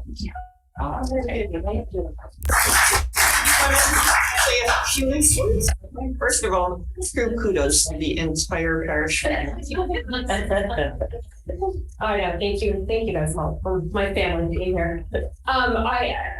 I'm very, very excited to join this community. I mean, I'm part of the community as a parent, but my heart has been split for several years working in another school community. So I cannot extend my gratitude enough to the leadership here in this district. I'm so honored and humbled to be able to be a leader here. I'm very excited to join the community as a staff, as a leader there. You know, being the parent there, it's very different. It's such a warm community, and I can't wait to see the new facets that I uncover there as a school leader. So, from the bottom of my heart, thank you. I'm so excited to join this community. Thank you. Thank you. And since we have several more hours left, we'd like to allow you to. Thank you so much. And the other thing is the certificates from Representative Berman's office. Did we miss that? Yeah. Mm-hmm. Oh, okay. Since we're still in the recognition version of this, we don't want to make it. Thank you for the Oh, thank you very much. Oh, thank you very much. Stand up. Yes, Thank you. of course. Wait, can I get a picture? Yes. It's going on Instagram. Oh yeah, what's the certificate? Oh, beautiful. Thank you. Awesome. Thank you very much Yes, for of coming. course. Yeah. Thanks so much. This is an honor. Yes. How's everyone doing? We're okay? We can keep going. Okay. All right. Next will be our resolution 2023-05-31-M, recognizing June as LGBTQ plus Pride Month. This is the action item. Dr. Olson. I think two things with this item is I don't think I'm going to read you all 2 pages of this, but this is Pacifica Pride's second annual event. This is the second year that we'll be flying the flags at all of our school sites. We did 1 year just at the district office, and it's a very important message to say that our schools are safe places for all students. So with that, I would ask you to approve this resolution. And then I have a question that I think warrants just a little bit of discussion from the board. Are there any questions regarding this item? Okay, do I have a motion to approve the resolution recognizing June as LGBTQ plus Pride Month? Do you want to make it? Okay, and a second. Okay. I'm sure we'll say. I'll do it. I was just wondering, did you want to? Oh, it's okay. That's all right. That's right. All in favor, please raise your hand. Motion passes by zero. And then just the item warranting just a little bit of board discussion is there was a request by a parent that we fly the pride flag all year long. That's not my recommendation. It is my recommendation that we maintain that in June. And that's particular to a board policy that we have around district speech and the flags being flown as a part of district speech. We certainly could use the flag to fly representing other student groups or areas of student recognition. But I think we are our classrooms and our schools can have pride flags flying all year long. But what flies from the flagpole is district speech. So that would be my recommendation: is that we stay with June only. But I said I would put it up for some board discussion. Not really a vote, but direction. Well, I think it's a slippery slope if we kind of extend it throughout the whole year. I mean, I'd be absolutely in support of schools putting a flag in the window or murals or classrooms, doing it in that type of way. But I think it starts to get into kind of into legal trouble a little bit if we're flying different flags, different times of the year, but I wanted other people. We don't use the US flag and the California flag year round. We do, yes. To me, that's fine. I don't have, it wouldn't bother me to fly the pride flag all year round, but I think we have different months that we celebrate, and we might have other flags coming along in the next year that we don't even know about. So we want to make sure that we make space for others. And there's a very specific process in that board policy around if there were organizations that it has to come from a student, but if the students wanted a flag representing their affiliation, there's a very specific process for that. Any other thoughts? I just want to say I agree with you on this. I just came from my daughter's graduation from an American Indian college, where every tribal flag represented every student who was graduating. And I just think it's a little bit more special when it's coming out for an occasion, instead of all year round. And I think that the American flag and the California encompasses us all, regardless of what our traditions are. So I'm getting the direction is that we'll fly the pride flag in June. The pride, that's my crash. The Pride Progress flag in June, and that if any other organizations come forward, that there's a process for that. So thank you for that information. Right. Next, we'll move on to resolution 2023-05-31-N, recognizing Juneteenth Independence Day. It's an action item also. And again, I won't read the 2 pages of that. However, this was an important one because Juneteenth came at a very rushed time 2 years ago as a state and federal holiday. And so just making sure that everyone understands that is that the state of California has designated Juneteenth Independence Day as a special day of observance and recognition of the emancipation of all enslaved people in the United States of America. And President Biden recognized this important day as a federal day in June. And so it is to celebrate the end of the Civil War and the emancipation of Black Americans, and committed together to eradicate systemic racism that still undermines our founding ideals and collective prosperity. And so then to cut to the chase from specifically Pacifica School District, recognizes June 19th as a reminder to continue our work eliminating racism, racial bias, and educational disparities within the district by committing to change the systems that produce those outcomes, and an opportunity to fulfill a commitment to increase training and curriculum content development in all school disciplines that recognize the impact, achievements, and contributions from African Americans throughout the year, not only during Black History Month and other designated days. All right, are there any questions regarding this item? Okay, do I have a motion to approve the resolution recognizing Juneteenth Independence Day? I will make that motion to recognize Juneteenth as Independence Day. Second. Okay. All in favor, recognize, motion passes by 0. All right, we're finally getting to our 7:45 public hearing. All right. Okay, so learning control and accountability plan and annual updates. This is an information item, and our speaker is Will Lucy. Hi. Yes, this is not a resolution. Before you is an informational item to solicit recommendations and comments regarding the proposed 2023-2024 LCAP. The LCAP is developed in 3-year cycles. This iteration is the 3rd and final year of the present cycle that was developed in 2021 for the 21-24 school years. Many of the goals, metrics, and actions have been part of the LCAP since its original development in 2021. As in past years, this year's edits and additions have been made based off data and community input. Details about the LCAP development process and the stakeholder or educational partner engagement can be found in the educational partners engagement section of the LCAP, which is the document that was attached to this item.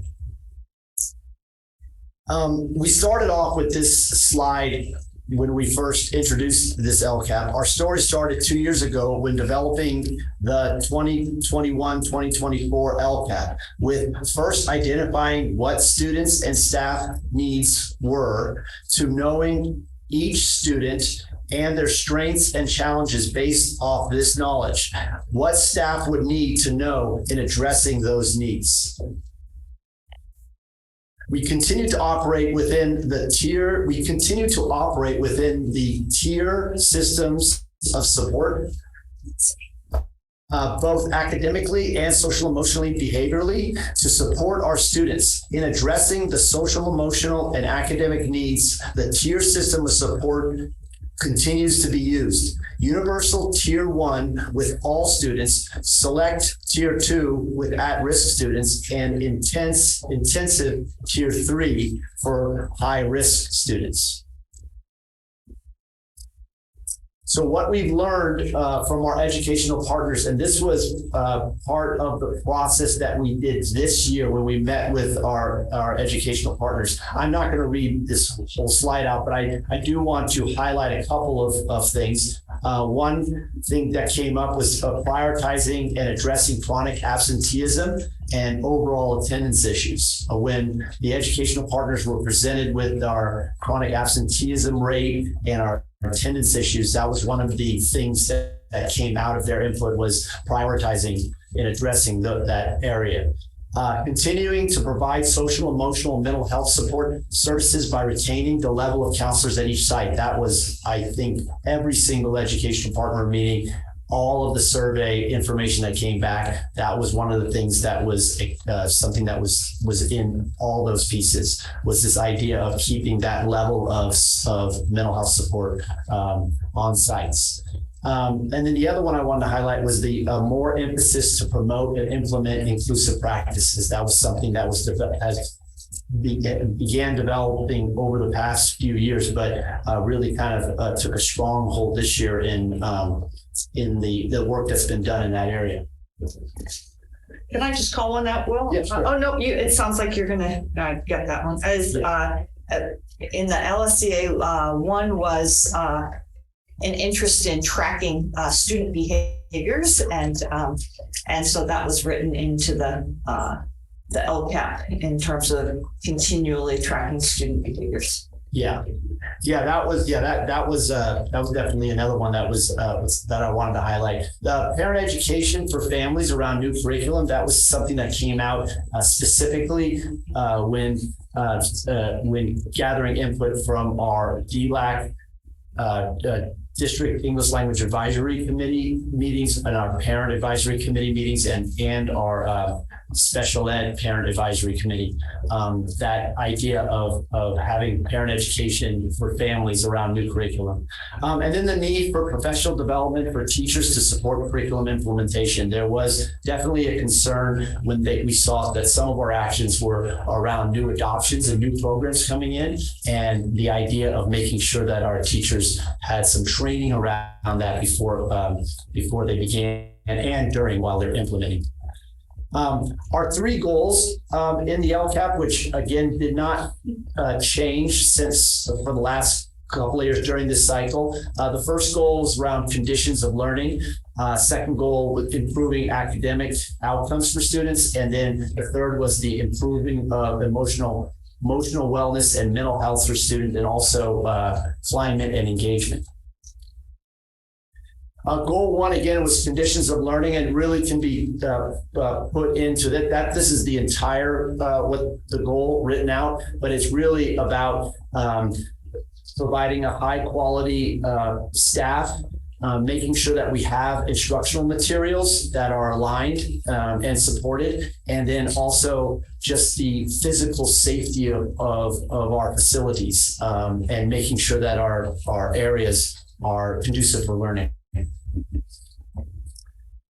Again, you have the document that actually has the proposed LCAP and all of its actions. Again, I'm just going to highlight some of the actions that were put in here. This is goal one again. And the new certificated staff professional development, again, that was something that has been in there, and it was something that I wanted to emphasize because that's one of the things we will and have had a lot of turnover and of new teachers and new staff coming in and making sure that they have the tools and the professional development that they can come in and being supported and prepared. And then the implementation of the science curriculum is another one I wanted to point out, is that very happy that we selected a science curriculum, but the next big challenge is the implementation, and that is even more important than the actual selection of it. Is the only way the science curriculum can be utilized to its most impactful way is for there to be training around it, and then also be able to monitor its implementations. So that's an action. And then the second goal was around student outcomes. Again, this is the academic goal for the core subjects areas of math, English language arts, and English language development. And again, it's around this idea of making informed, data-driven, and instructional decisions. Many of the actions within this goal are around this idea of being able to monitor how our students are the outcomes of our students, monitor through our assessments and through our monitoring monitoring system, and then be able to act on that data and make adjustments, provide supports and resources in those areas of needs, or those things that come out of that analysis of the data. Some of the actions I want to highlight that are under goal 2 is the PD around universal design for learning. I think we took a very good first start to this universal design for learning, but it's only going to be as effective as if we continue to provide not only professional development, but actually provide evidence of it being utilized within the classroom. So really actionable steps around that.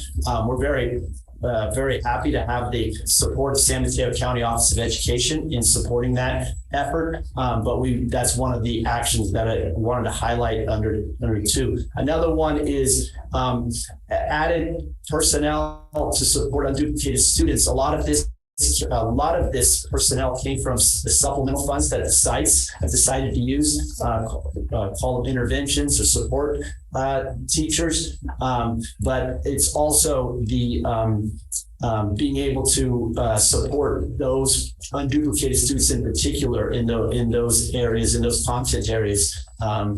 And further, and be able to monitor and see how impactful those supports are within that. And then the implementation of a district-wide phonics program.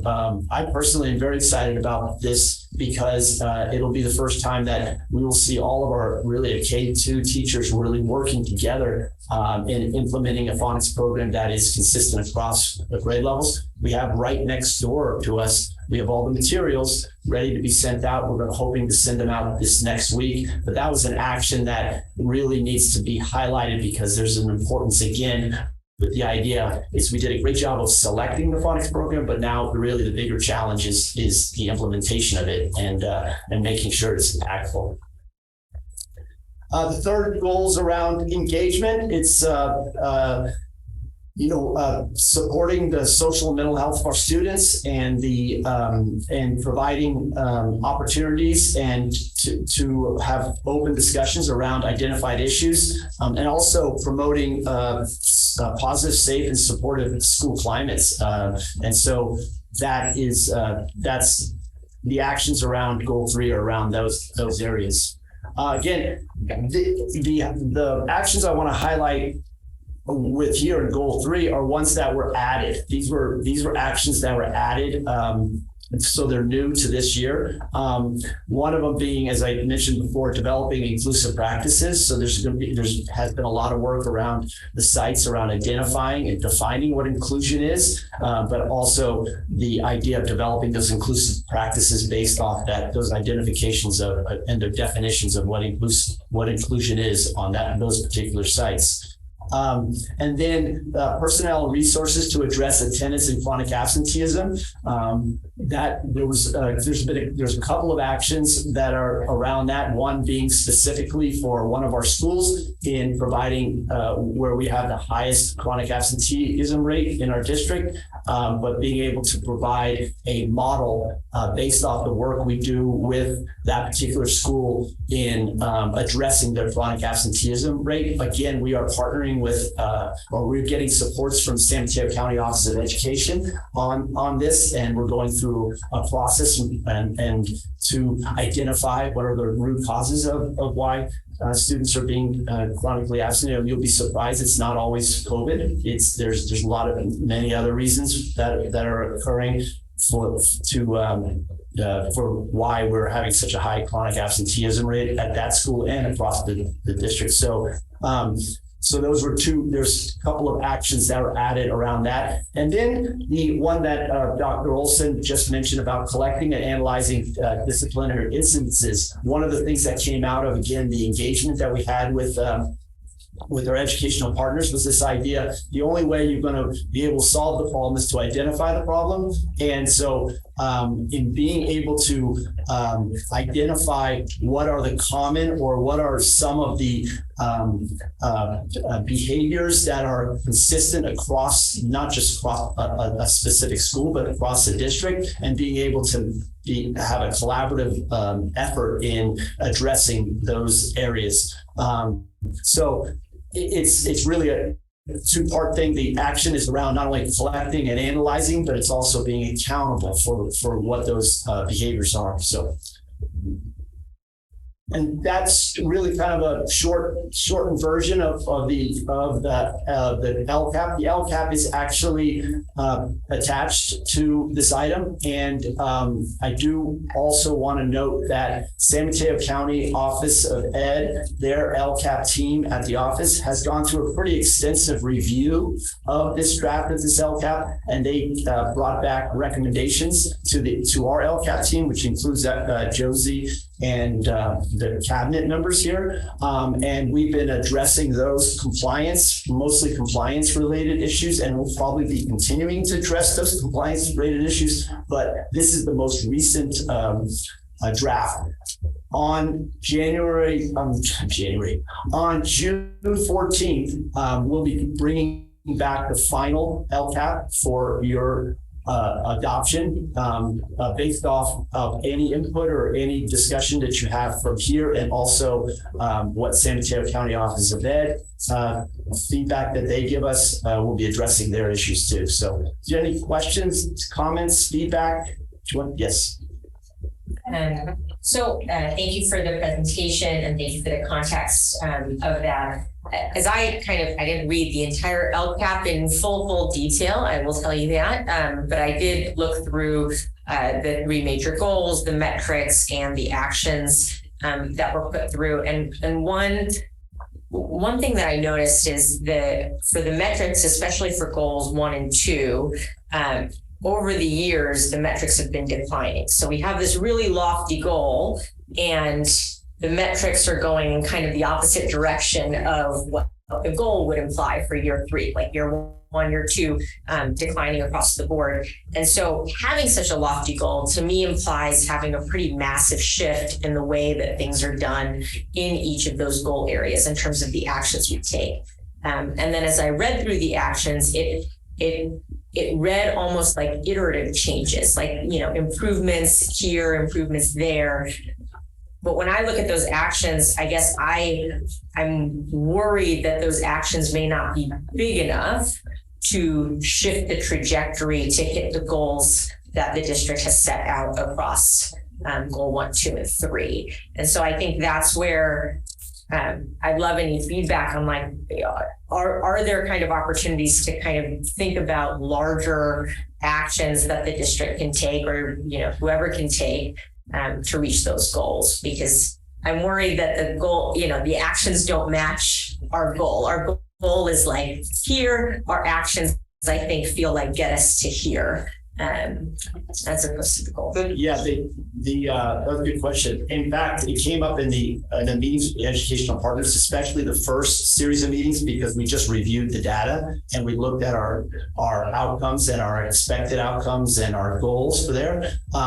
So there's two parts to that. There's one part is some of the metrics, quite honestly, were way too dreamy to try to reach those actual plateaus, right?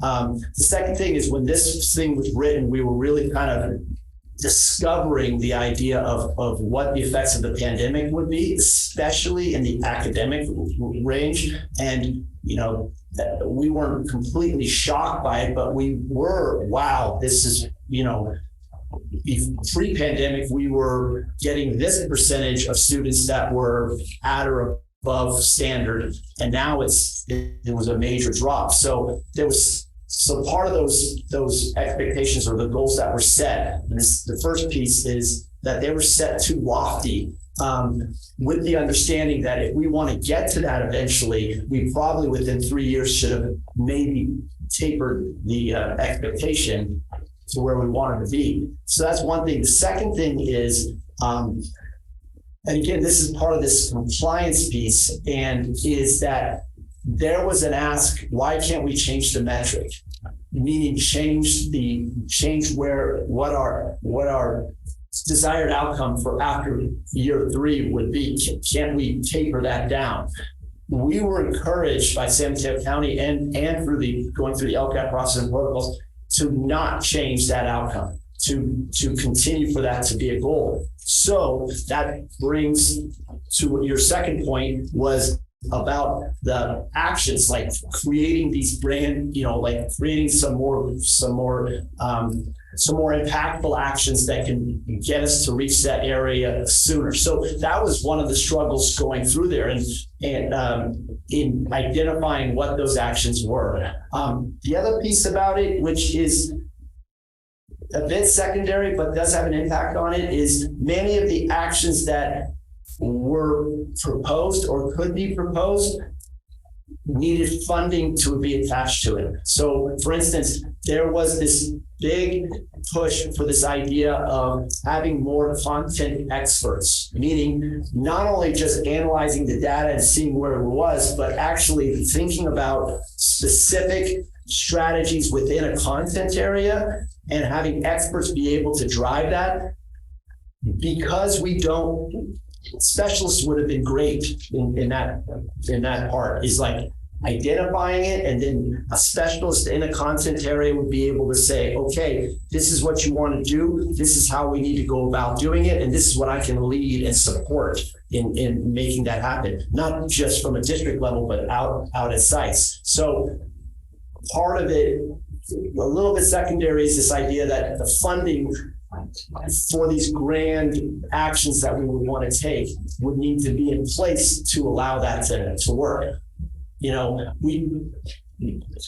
or said differently, perhaps funding needs to be prioritized for some of these grand actions. And if I might jump in, Will, so I've heard the specialist one, an example of that as an idea multiple times, which, you know, I think is a really great idea. I guess I'm just wondering if we have other ideas to really make, like, I actually wouldn't suggest that we lower the metric, because our students deserve us kind of reaching for really high goals. But I think coming up with actions that help us really rethink the way that we're supporting students, because I guess my point is a lofty change requires lofty actions, and that could mean restructuring things so all students are getting more intervention time, or, you know, whatever it is. I don't know what the exact action should be, but I guess that's what I'm curious about. How are we building in that level of like lofty actions, strong actions to meet the strong needs that we have next year? Because I worry that just constant incrementals are potentially going to keep our trend line going the way that they are, versus making that dramatic shift that we want to see. Yeah, and it's not that we haven't tried. I mean, we haven't done different things like We have looked within to try to support. We have teachers who, like for instance, I'll give you an example. There's a teacher who's an expert at Teachers College, and an expert not only just in the curriculum but also in the interventions and the supports and the changes. And she continues to keep up and go to trainings around that. So for our new teachers and for a group of teachers that were really kind of struggling with that process about how to support those students that were on the fringe or not supporting it, they were able to have time with her where she was able to actually take them through a process to change their practice within the classroom, change their way they approach interventions with students and within reading. So there has been things that have been tried within that are more grand than, but I mean, it's really,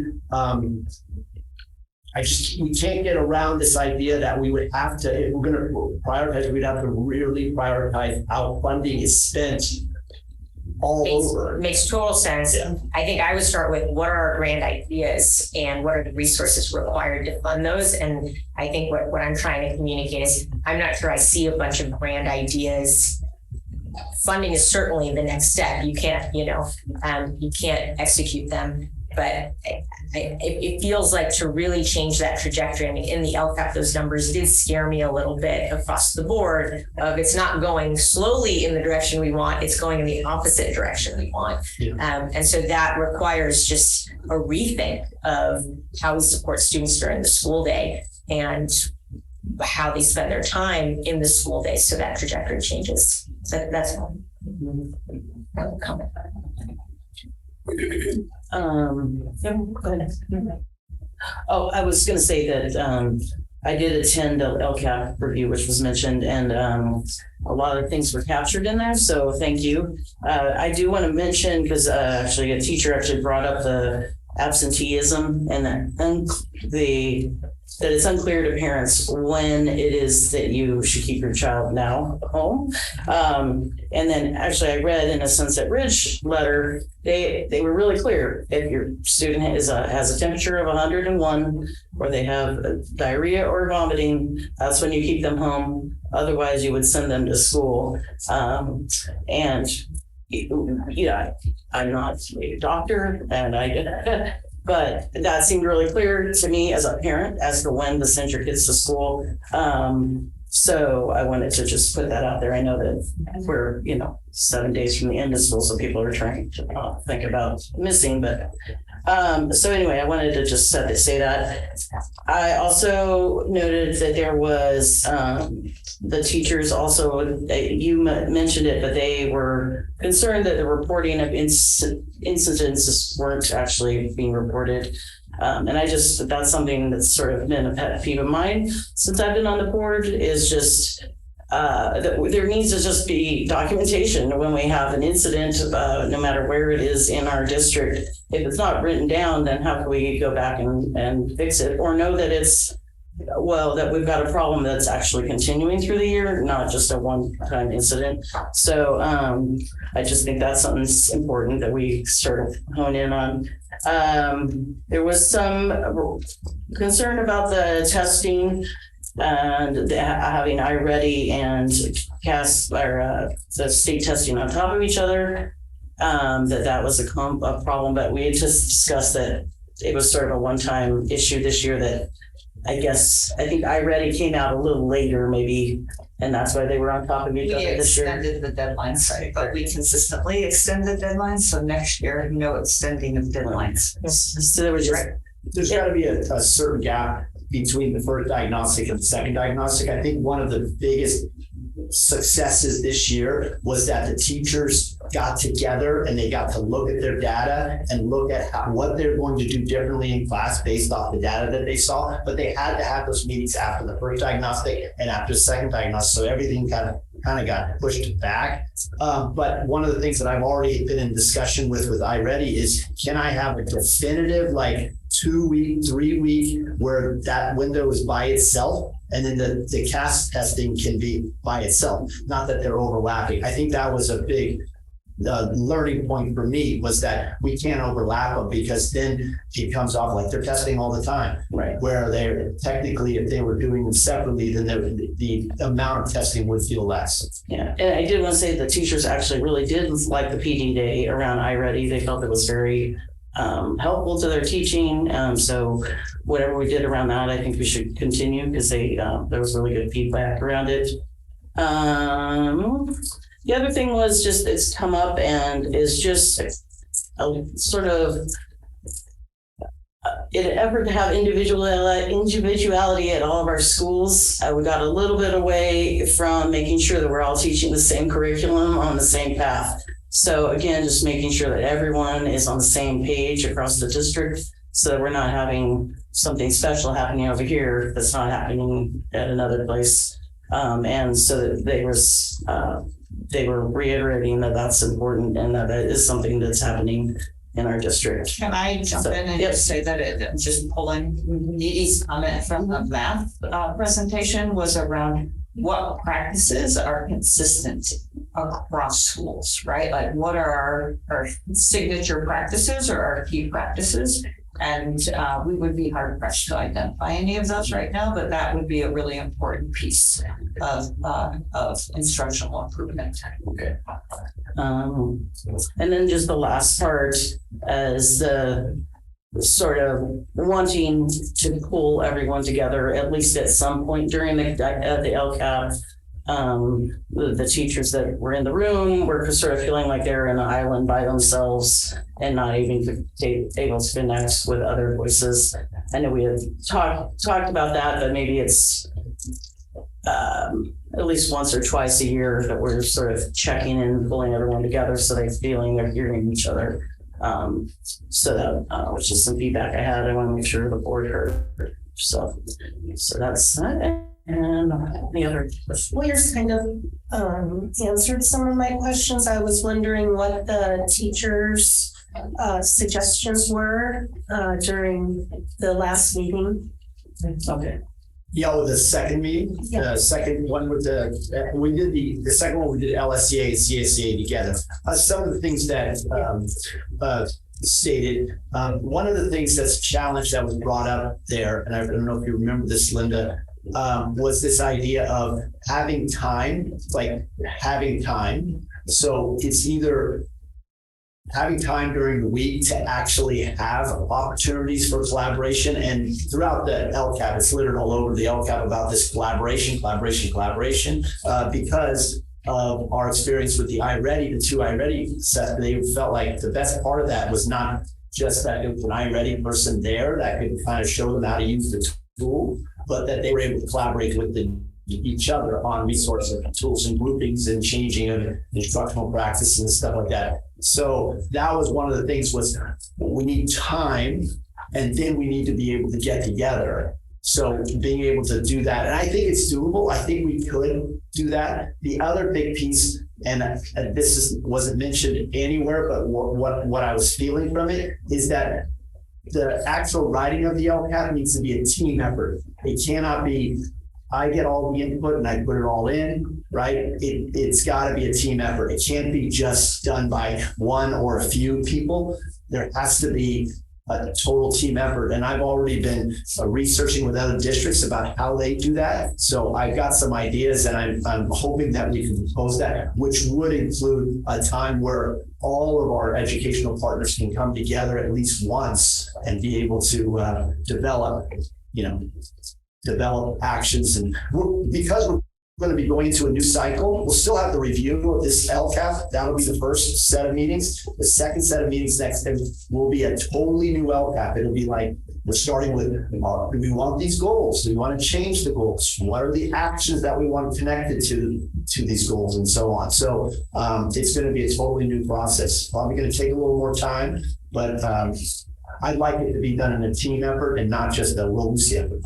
Like as far as the writing part of it, Right, and it kind of seems that, having the teachers' input from every school, would be helpful. So maybe they could help you. I mean, I think that they're willing, just so that you're not overwhelmed with that. Yeah. Well, we did have in the parent group, we had, I mean, within the CSCA and LCA, but I think we had a representative from every school there. So that was positive in that case. But thank you for that. Thank you. All right, any other questions? Okay, so we are gonna take maybe, or you guys, do you want to take a quick break or do we want to go through one more item? I think you said the next one is connected, but it's also very long, so I think we probably should take our break now. Jordan, if you wouldn't mind turning off the camera and the sound, that would be great. Yeah, so let's come back at 9:10. 9:10. Okay. Nice connection. Yes. Thank you, guys.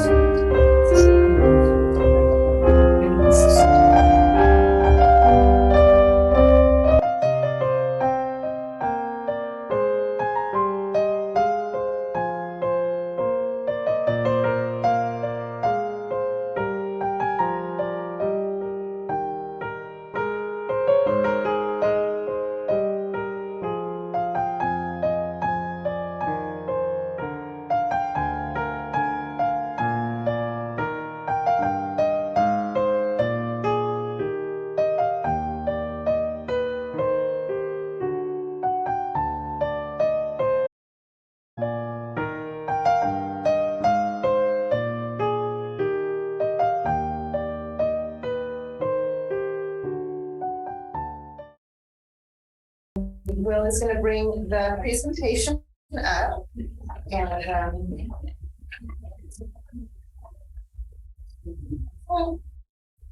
tonight I'm going to give you a brief update on the state budget as Governor Newsom adopted his May revision, and then we'll show you how that pertains to Pacifica School District.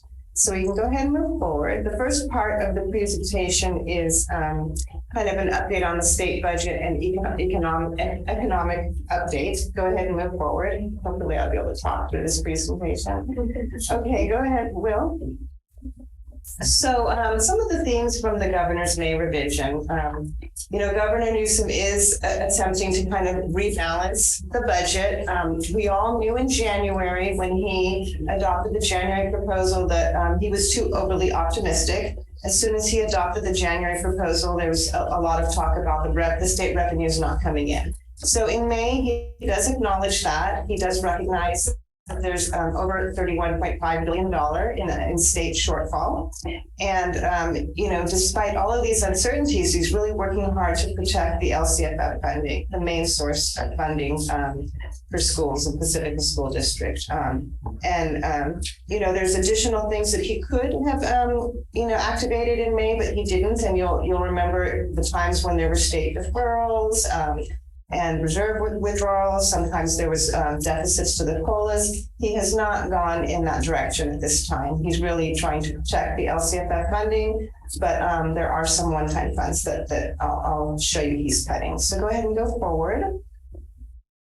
So this is just a slide so you can see, what the LCFF funding was in January and then the May revision. The main difference, what you see a decline, is because of the universal pre-K TK program expansion. And it's really due to lower enrollment.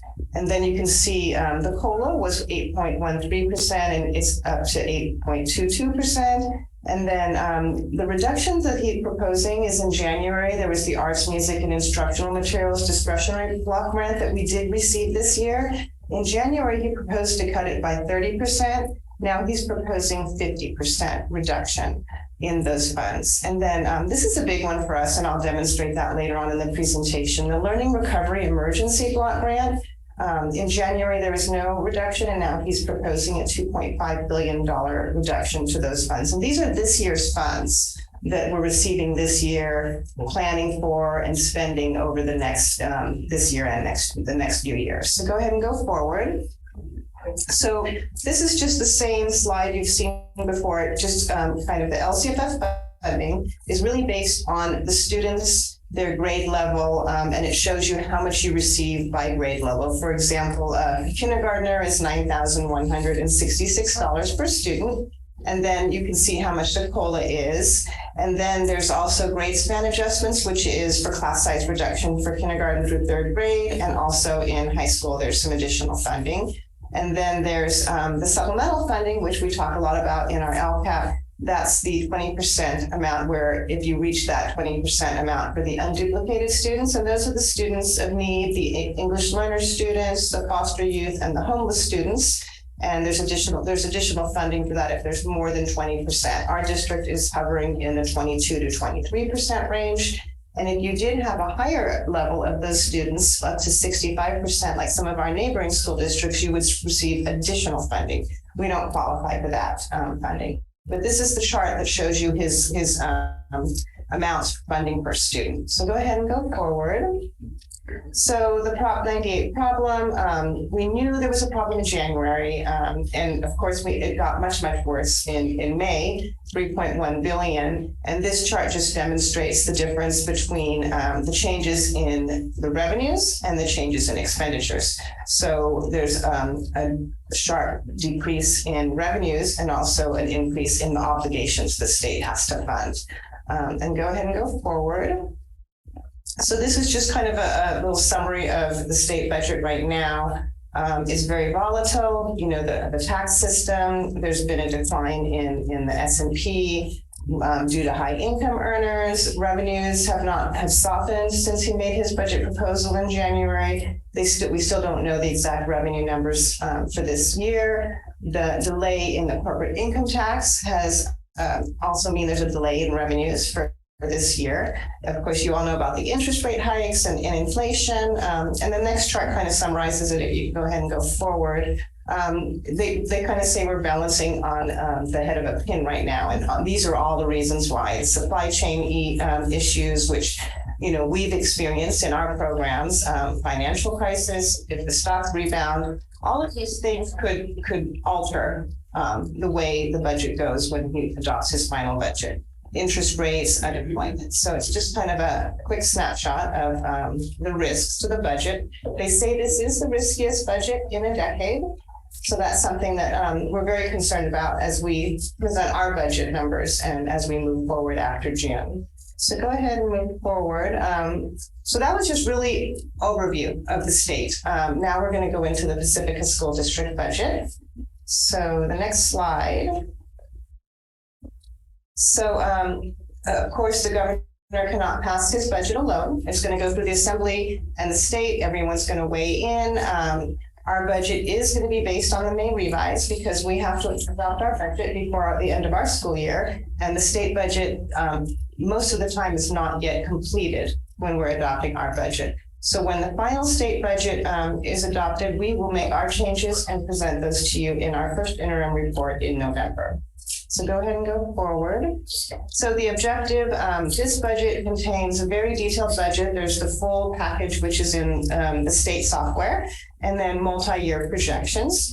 And what we're looking at is the board is going to, on June 14th, determine a certification for the Pacifica School District budget. Just to review, a positive budget means you're going to be able to meet your financial obligations for the current year and 2 subsequent years. That's what we're presenting to you tonight. Qualified means that you may not, you can meet in the current year, but you may not meet in the 2 subsequent years. And I'll show you that in our multi-year analysis. And then negative means that you cannot meet your financial obligations in the current year. So we are, asking the board to file for a positive status at this time, and I'll go through that with you. It is something that I'm concerned about. There was, before COVID, a time we did file a qualified budget. And with all the COVID relief funds, it brought us out of that qualified status. So this is a big concern for us as we move forward to first interim, and you'll see that as I go through the numbers. So go ahead and move forward. Just kind of a summary of the assumptions. What the COLA is for 23-24, 24-25, and 25-26. They say it's kind of a dartboard. School Services presents this, and we don't really know what the COLA is going to be in those 2 out years, but we're going to use these assumptions for this budget as we move forward. Our funded ADA is still very, very low. We're still using a rolling 3-year average. If we were to increase, then we wouldn't use that average. We would use the higher number, but we're using 2,746 for this budget.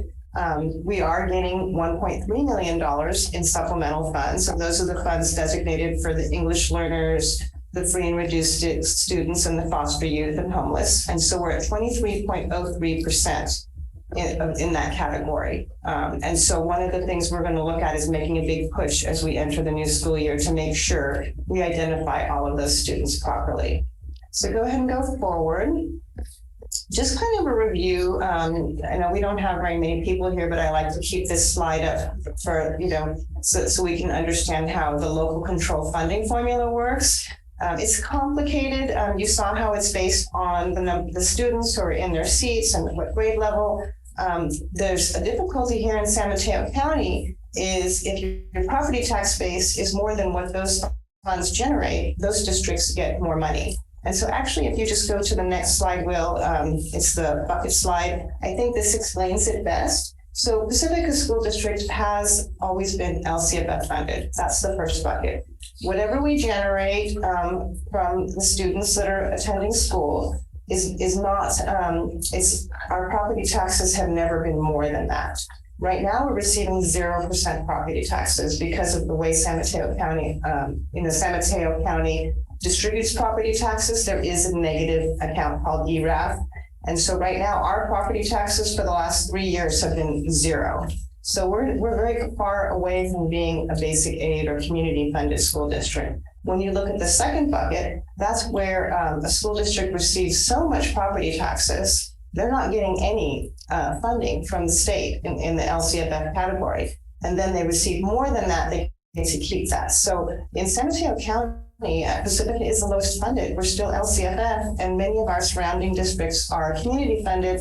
And that's why we struggle so hard to be able to offer that higher compensation and to do the things that we want to do in our LCAP. It all comes down to the funding priorities. So that is a good discussion that you guys were having with the LCAP is how do we fund our goals? So go ahead and go forward. So these are the issues we see right now, or these are things that are not yet included in this budget because we were just told don't include it at this time. And that's Prop 28. The voters just approved these funds last November. This is directly for the schools to fund arts, music, and programs.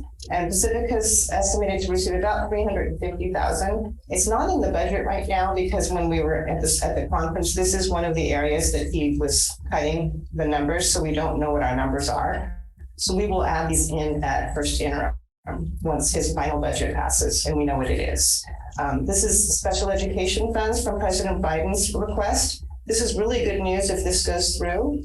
He's asking for $18.2 billion at the federal level. However, we wouldn't know that until the federal budget passes. And so if we have that information at first interim, we would be able to add that in. That would really help the Pacifica School District budget. So go ahead and go forward. These are just general expenditure assumptions, some of the bigger items that we use in building our budget. So CalSTRS is the teacher's retirement. There's no change. The district contributes 19.1% of a teacher's salary into the retirement system. CalPERS is for classified employees, and there is an increase of 1.31%. So almost 27% of a classified employee's salary goes into the retirement system. So that's a costly benefit for employers.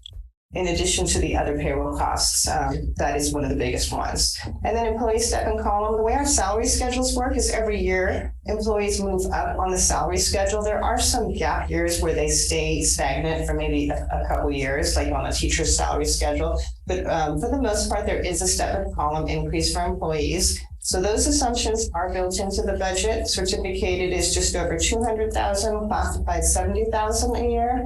And this could be offset by attrition. We don't know all of our retirements or departures at this time. So when our final staffing is known in September, October, we will have a better idea if those numbers are offset by some attrition.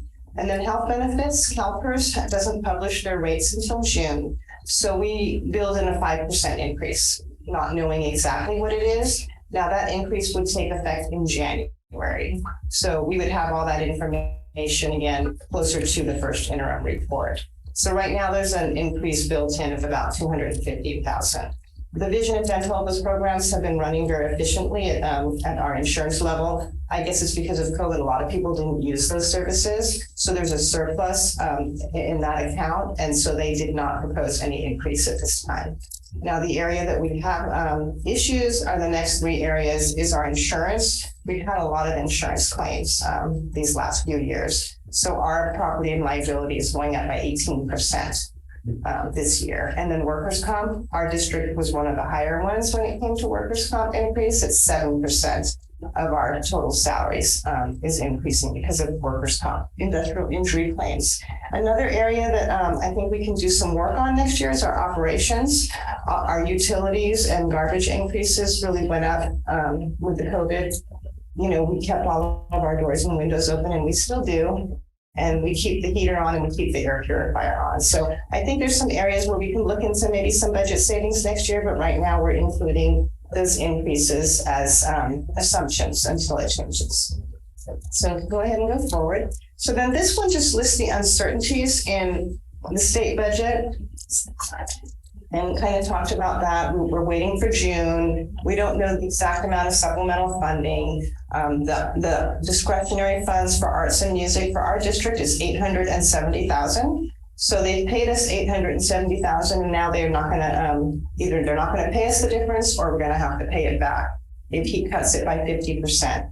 The learning recovery by 30% is $460,000 for our school district. And when you remember the LCAP Goal 1, that was one of the priorities in the stakeholder meetings, was the counseling, having an increased level of counseling for our district. That learning recovery is where we have, we're paying for those additional counselors. So that is troubling if they cut that by 30% or even more in the final state budget. And then Prop 28, I just put a question mark because we don't know what those amounts are going to be. And those are the funds directly allocated to school sites. So dartboard projections, they just call them dartboard projections because we just don't know at this time. We're just using the best information we have for enrollment, attendance, staffing, and the amount of money we're spending on special education and deferred maintenance. So go ahead and go forward. So I put this together as a very, very summarized multi-year. This includes the total general fund revenues, and it's broken out by the different categories, and then total expenditures. The troubling thing here, and you'll see it more in more detail on the next chart, is that in 24-25, we don't meet our 3% in the general fund unless we transfer $170,000 from Fund 17. And then in the next year, we don't meet the 3% unless we transfer another $500,000. So if you can go forward, I think that next chart, it's a lot of detail. You might not be able to see it clearly. I don't know if you can make it bigger or this one has the estimated actuals in the first column. And what we try to do here is really hone in on our expenditures for this year and make them as close to reality as possible. So compared to second interim, it looks a little bit better as far as our ending fund balance. It's just under 7% reserve. So it's unrestricted, restricted, and combined. And then the second year is the current budget we're asking you to adopt, and we're deficit spending. But then when you go to the third and fourth year, we are continuing to deficit spend, and we don't have 3% in the general fund, so we start transferring money from Fund 17. And you can see that midway through the chart in green. There's 170,000 in the third year and 500,000 in the fourth year on this chart.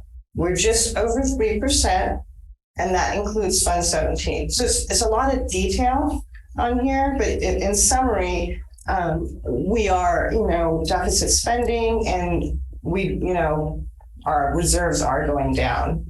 So the other thing about this analysis is it does not include employee compensation. We want to be able to pay our employees salary increases, but we can't build it in until we know the actual numbers, the actual staffing, and if we can maintain 3% in that third year. So I'm seeing a lot of, do people have questions about this?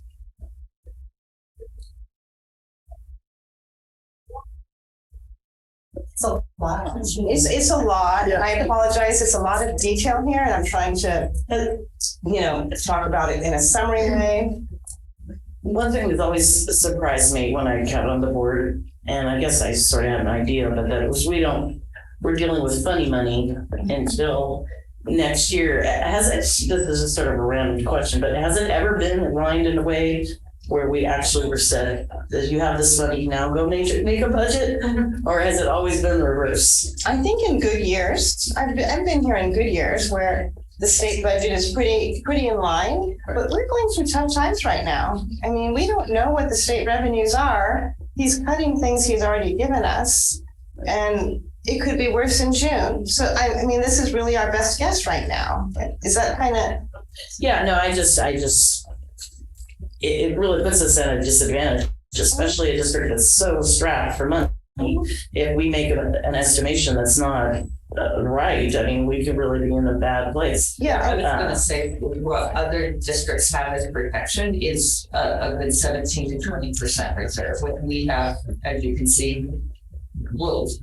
Right. That's exactly what it is. You're exactly right, and that's the difficulty for Pacifica is we wanted to offer compensation and go into the new school year with our salary settlements, but we can't because we don't have a reserve to fall back on.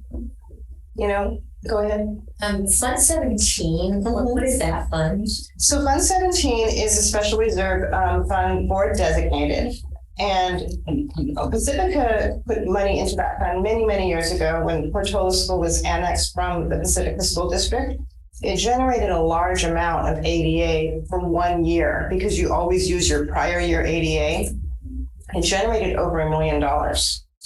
And so that money was put into Fund 17 special reserve, can only be spent by the board by transferring it from Fund 17 into the general fund. Over the years, it was spent on settlements, unanticipated costs, so the balance is down to like 800,000, something like that. But it's a special reserve fund. And so the only money that's gone into that was the Portola fund in the beginning. What other funds would go into that? So that's a great question. If you had surplus in years and you're above your reserves, the board could say, let's keep a 6% reserve. So let's always keep 3% in Fund 17 and let's keep 3% here, or let's keep a higher reserve. And you would make that determination at the time when you have those funds to talk about. And the additional funding from COVID, that boosted the reserves for a time period, and we're have a motion a little bit later around the excess in reserves. That funding is now, I mean, you're showing that it gets depleted. Yes. Yeah. But by deficit spending. Yeah. And then what is the current ADA? It's the 2,700 something that was on that first. Okay, that was the rolling 3 year. Oh, that's the average. Yeah, I'll have to look up the actual for this year. What the difference would be if we had actually used our annual one. And then how long can you use rolling ADA? So did you use rolling the same ADA for the next 2 years? Currently, that's what the state calculator has. Okay. So we use what the FICMAT calculator is. So until that changes, that's what we're using. So it's that same 2,700 assume. Well, based on a little bit of fluctuation in enrollment, the TK is going to go up a little bit. And then just one other quick question on the budget. So you assume an increase of 5% in health and welfare benefits, even though we're assuming salaries go down. So the per unit price you're assuming goes up by 5%. But the overall budget would, right?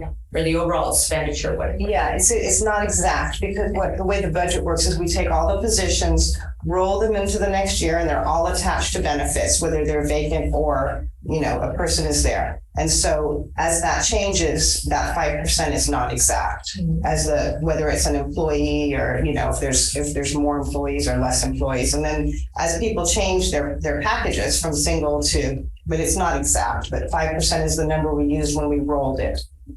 Got it. Because I was just curious, in the salaries for certificate and classified, they seem, at least for next year's budget, they seem roughly flat or slightly down, but roughly flat. But then there was an increase in health and welfare benefits. So I was just curious about why that one went up when the salary, you would think it's linked to the salary. Exactly, and a lot of the decline is some of the one-time, there was a lot of one-time funds spent from the ESSER and year funds and like stipends. Those types of one-time funds were eliminated. And then my next question is, given the funding constraints that you've walked us through, especially for the coming years, how is the district thinking about looking at a systematic way to find grant funding or other sources of funding that can supplement state and federal funds? So it's a good question. I mean, PEP is a great partner. Our parcel tax is another area that's funding teacher salaries, counseling, some of our science library things. So I think that's another area we need to look at because that's going to sunset in 2022. So, and then grants, we have, sometimes it's difficult to qualify because we're not quite at that low socioeconomically, like that percentage. We're at 23%. We look at some of the things in some areas and we don't qualify. So that's a tough one, but we don't have a grant writer. It would, that would be like a wish list, is to have somebody who could go out and search grants. But that would be another area that we haven't tapped into. The San Mateo County Office of Ed, they send out stuff, and also what's that subscription we're all in. They have always a listing almost every single month of grants that are available out there. I'm always looking at those for the educational part grants, but it's like you said, you've got to be at 80% free and reduced, or you've got, there's always something that we just don't qualify for, or you have to be a district of 6,000 students or larger, or whatever. So we're constantly looking at that, but San Mateo County is always very good. I mean, all these one-time grants have come through because we've been informed by San Mateo County. Yeah, you can get in on this or apply for this. So it's not that we're missing things. I don't think we may be, but yeah, it's tough because, like he said, they're competitive. We don't meet the thresholds for a lot of them. And we were, well, just to follow up on that, is there a way to kind of ask for volunteers to support? And I'm just thinking back of, I think it was Cabrillo that had gotten a grant for their gardener. Their sustainability, their behavior, I think. So things like that, they're supplemental, but these are the things that typically get cut if funding doesn't come from the state and what have you. And so I wonder how we can empower our school communities to also use parent volunteers to spend that time to look for, identify, which it sounds like Cabrillo did. Can we, kind of expand that as a key goal? Yeah, that would be a good resource for us. Yeah. I remember Ortega also did that because I was one of the people. We went to San Francisco. I can't remember the name. I think it was One or something like that. It's a nonprofit where they have the whole gamut of here's what is out there. And we, came with the problem that I think we were 14% or 16%, and we just could never get the threshold of need. We're just like all of our parents are working, and we get punished for it. But I have a question about President Biden's $18.2 billion. How would that help us? Where would that help us? So he's targeting the federal IDEA, Individuals with Disability Education Act. And so right now, that's a great question. I'm glad you brought it up because I should have mentioned that. It's severely underfunded right now. That's how we pay for all of our paraeducational and staff right now. And we're making it, I don't have the exact number, but we're using more general fund money to pay for those positions than federal or state special ed funding. So that's another category that could really help us, is because special education is so severely underfunded. And there was an article even school services posted, has it helped? Has all this extra funding for special education helped? And it really hasn't, because of the amount of need that the students have right now. Our percentage, I think, has gone up to 16%. The needs are so so high right now that even the GEARS funding and this extra funding they've given us hasn't helped. We're still contributing. And that number is like 2/3 of the way down. It says contribution. It goes from 6.8 million to 6.9 to 7 million to 7.1 million in the multi-year. It's a little misleading because we absorbed some of those increases in the general fund when we did the second interim report. And we also absorbed a lot of those special ed increases in the one-time funds that we have, like learning recovery. So that's an excellent question. That's where that would help us. It would help serve those students, and then we would contribute less money from the general fund. And then is there also a way maybe with wherever you can get the most precise is how much are we paying in settlements and in the school year? So for example, a comparison from last year to this year. Yeah, we have that. We have a special account code that is just for settlements. And so we code the settlements to that category, whether it's RSP or general special ed. It's a little misleading sometimes because some of the settlements are not just paying the parents to go their tuition or the lawyers. Some of the settlements are that we pay for the non-public school. And so that would be coded a little separately. I don't know if there's a better tracking system, but it's the way the settlements go. We don't have exact figures, but we do have numbers from year to year. I think that would just be a good goal to set, to improve that area a little bit.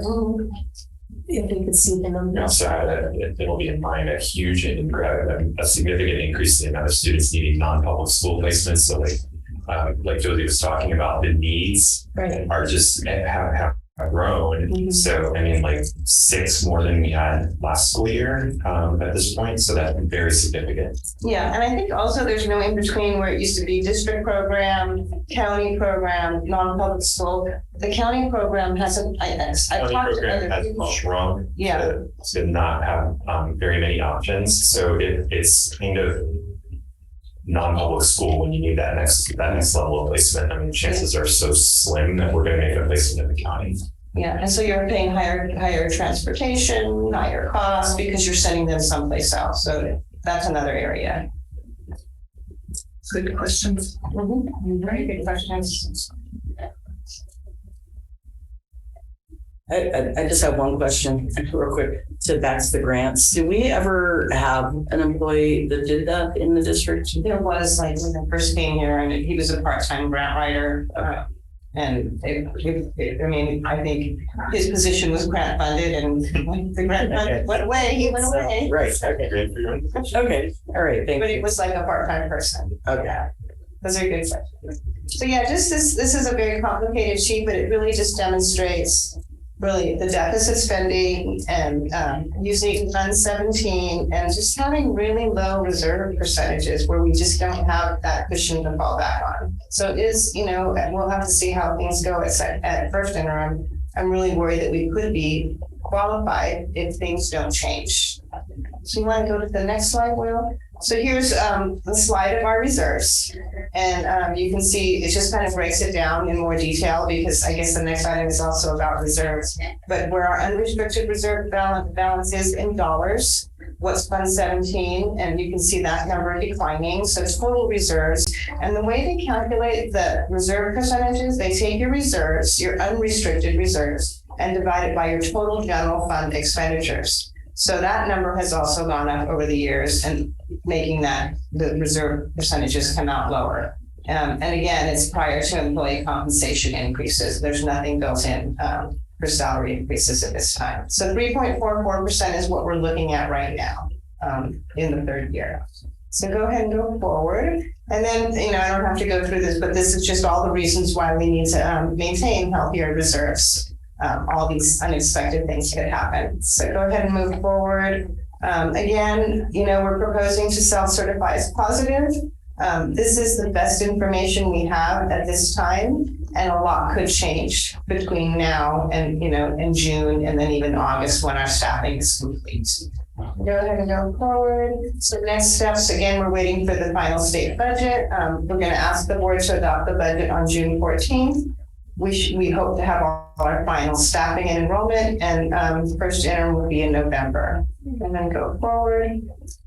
Any more questions or comments? There's a lot in the package. This was just a very overview summary of what's in the package. Any other questions? Okay. All right. Well, thank you. Thank you. All right. Next is Josie Peterson. Just in time for our 7:55 public hearing. Yes, exactly. So again, this is a state requirement that came into effect in 1516, and there was when districts had too much reserves. So we're required to just show what the minimum reserve is, and when we have more money in the unrestricted general fund than 3%, we need to show what those funds are and how they're being used. So the next three sheets just show what is Pacifica's reserve in each year, and then how much is in Fund 17, because you count that as well, and then what are you doing with those funds? And so what we're doing currently with those funds is the reserve is to cover operational increases in the coming years and any employee compensation. And each one of these sheets demonstrates the same thing, is that we're going to use these reserves to cover operating deficits and any employee compensation. And so this is really a requirement, anytime you have more than the designated reserve, to have a public hearing on reserves in excess of the state minimum. And it's not even an action item, it's just a requirement to present this item. Any questions? Okay, next item. This is resolution number 2023-05-31-0. Okay, so this is an action item, and it's really pro forma. It's a routine item at the end of every school year. We ask the board to authorize us to move funds in between categories, and I can give you examples like we budgeted to spend a certain amount of money in supplies, however, we spend them in technology. So what we do to close the books here in the business office is we move the budget in between those categories to make sure there are no negatives. And like one of the categories we are moving is like utilities. We spent a lot more in gas than we had anticipated. So we take money out of the supply category and move it into that category. And so we're asking the board to authorize this resolution, which would be forwarded to the County Office of Education so that we can make those changes before we close the books. All right, are there any questions? All right, do I have a motion to pass the resolution number 2023-05-31-0, budgetary increases and transfers at end or year end? A motion. Okay, do I have a second? Okay. Those in favor, please raise your hand. Motion passes. There's your. Right, next is resolution number 2023-05-31-B, education protection account. Okay, thank you. This is another requirement at year end, a resolution. And so back in 2012, when Prop 30 was passed, this was the time when the state was having like state deferrals, and when they were having financial issues, they wouldn't pay school districts. And so Prop 30 was passed in order to establish a fund designated to pay school districts. So a portion of our LCFF, it's not more money, it's just part of our LCFF funds are designated as EPA, Education Protection Account funds. And those funds are guaranteed to be paid to us quarterly. And so this is just a resolution stating, you know, I think it's in the back here, there's a sheet that shows how are you spending those funds. And we're spending all of those funds on instruction. And so we're required to demonstrate how much we spent in 22-23 with $7.6 million in the instructional program. And then in 23-24, it's about 7.8 million is the current estimate. And it's required that we demonstrate that, and then we post this on our website showing how we spent the funds. Any questions? Just a quick question. Are there restrictions on what you can spend the EPA funds on? It really should be on instructional program. Okay. Is where you want to have the funds spent, and so it's really on all of our instructional program. It should not be spent here in like the district office, or that's a great question. Great. Any other questions? Okay, do I have a motion to approve resolution 2023-05-31-P? A motion? And do I have a second? A second. All in favor, please raise your hand. Motion passes. All right. Moving on to teaching and learning, special education instructor. All right, thank you so much. Good evening, Board of Trustees, Dr. Olson. Tonight I'll be presenting this special education update. This is actually a presentation we had at a prior board meeting that got pushed to this board meeting. So this was before Trustee Patel asked for the instruction to be embedded.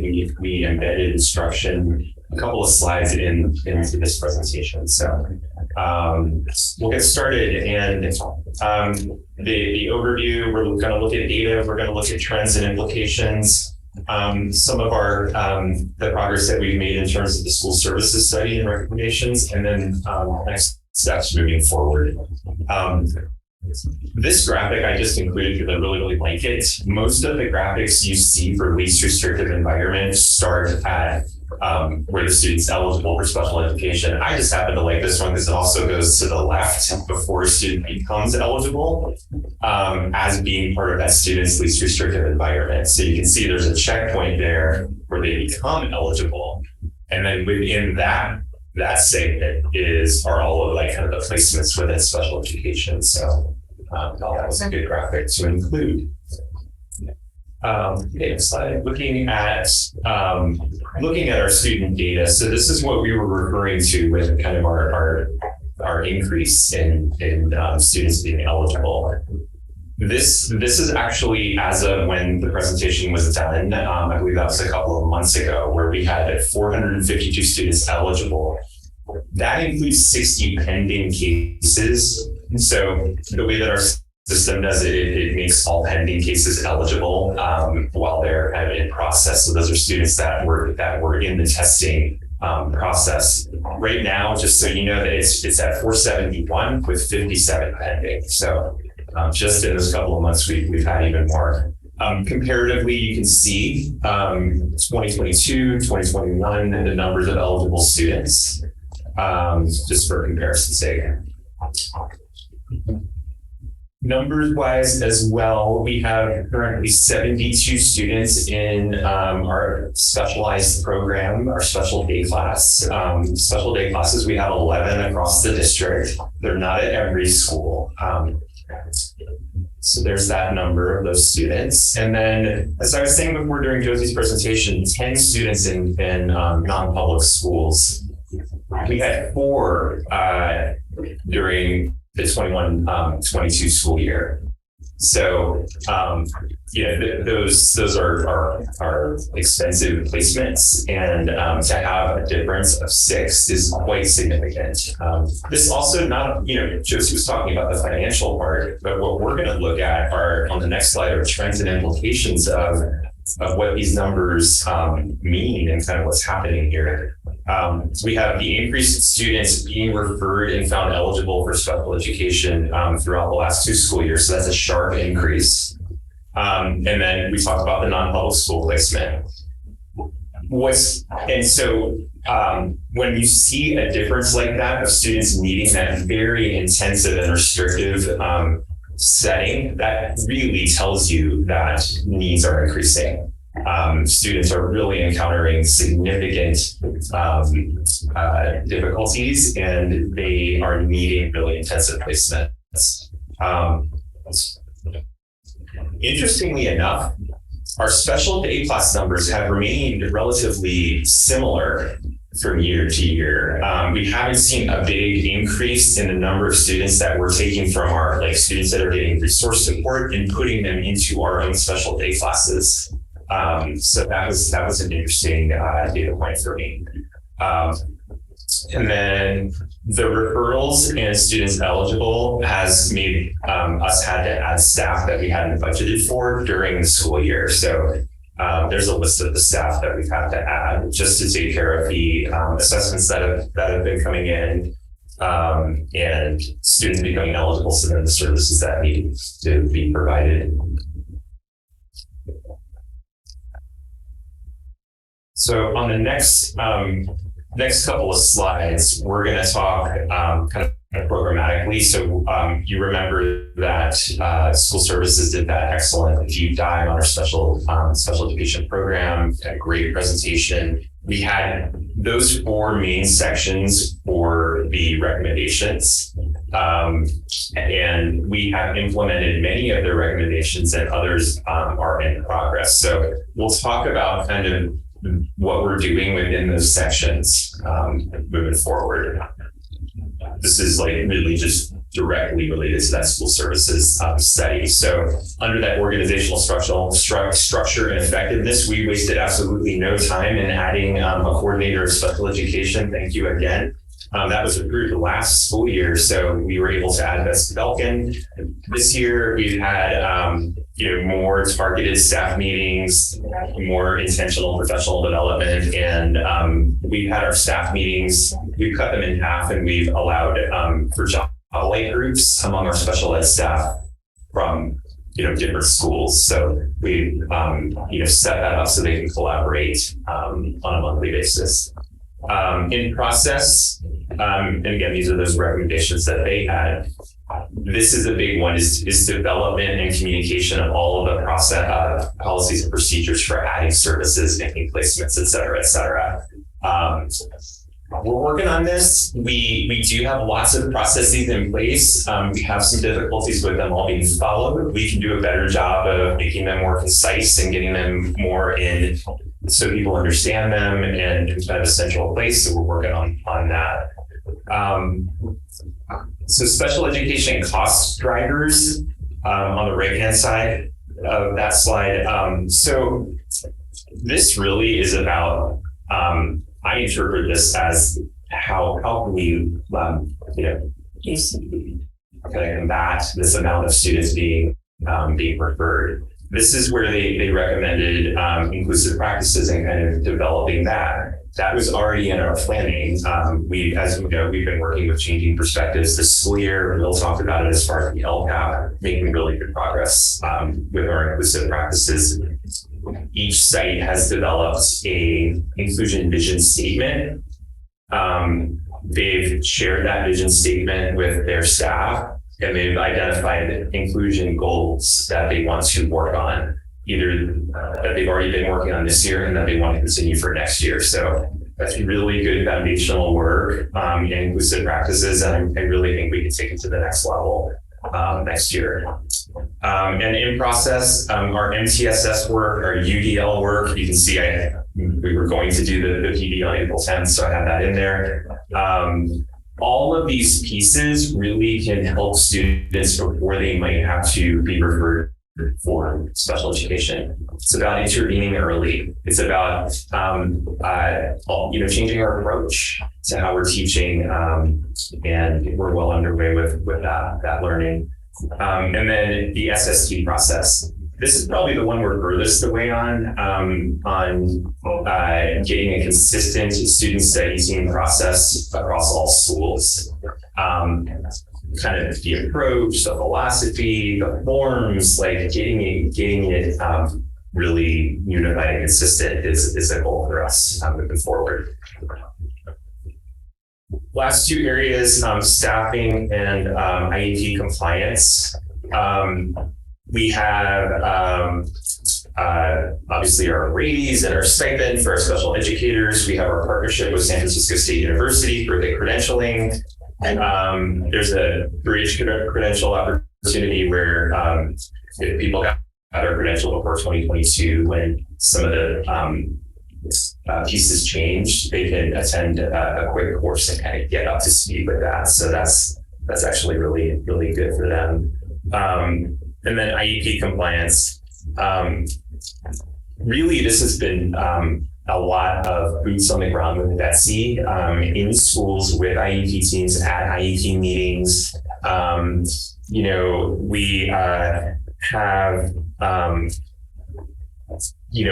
special education is so massive. You kind of have to pick. You kind of have to go in on 1 or 2 or 3 really specific areas, and that's what we're doing. We're trying to really hone in on assessment and goals and services, and really be there to support IEP teams at schools. So Betsy been doing amazing with that work. Shifting a little bit to curriculum and instruction. We just have here the for the resource specialist programs. These are some of the supplementary programs that are used at some of the sites. We have them listed there. Essentially, what we're doing is we're working on students' IEP goals. That's why they're in special education, and that's why they're receiving services.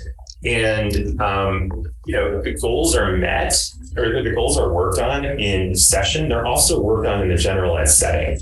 So, these programs help make progress on goals, but there is also, a very practical kind of communication with the classroom teachers, making sure that the students are making progress in those areas, because the goals are tied in with how they're doing, obviously, in their academics. So that's just a list of not everybody uses all of those programs.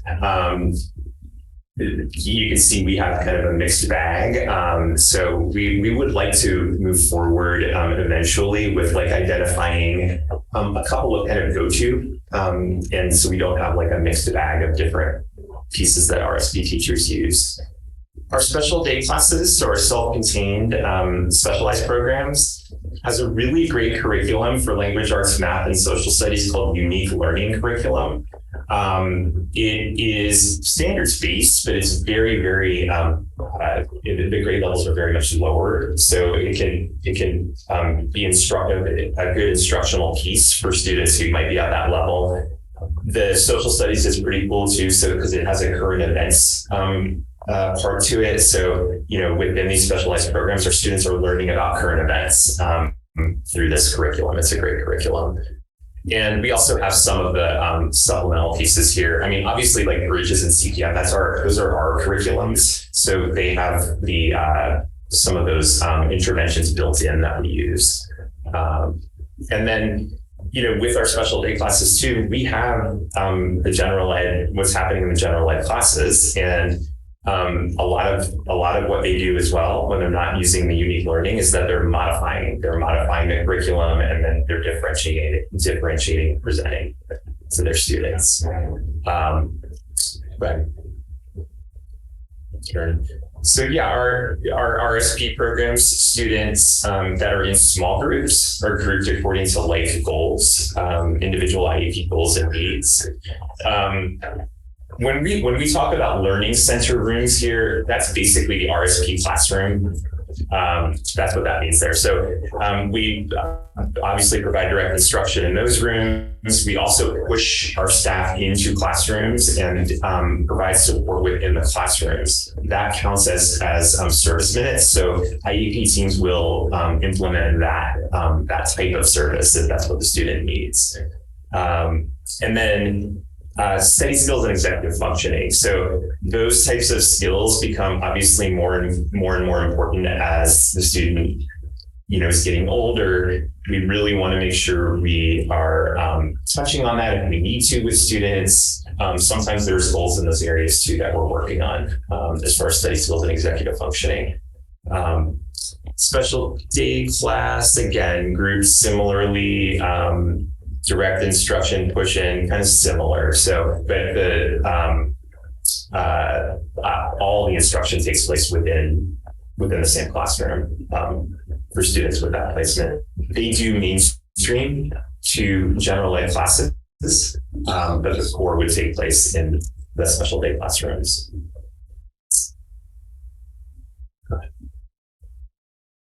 So moving forward,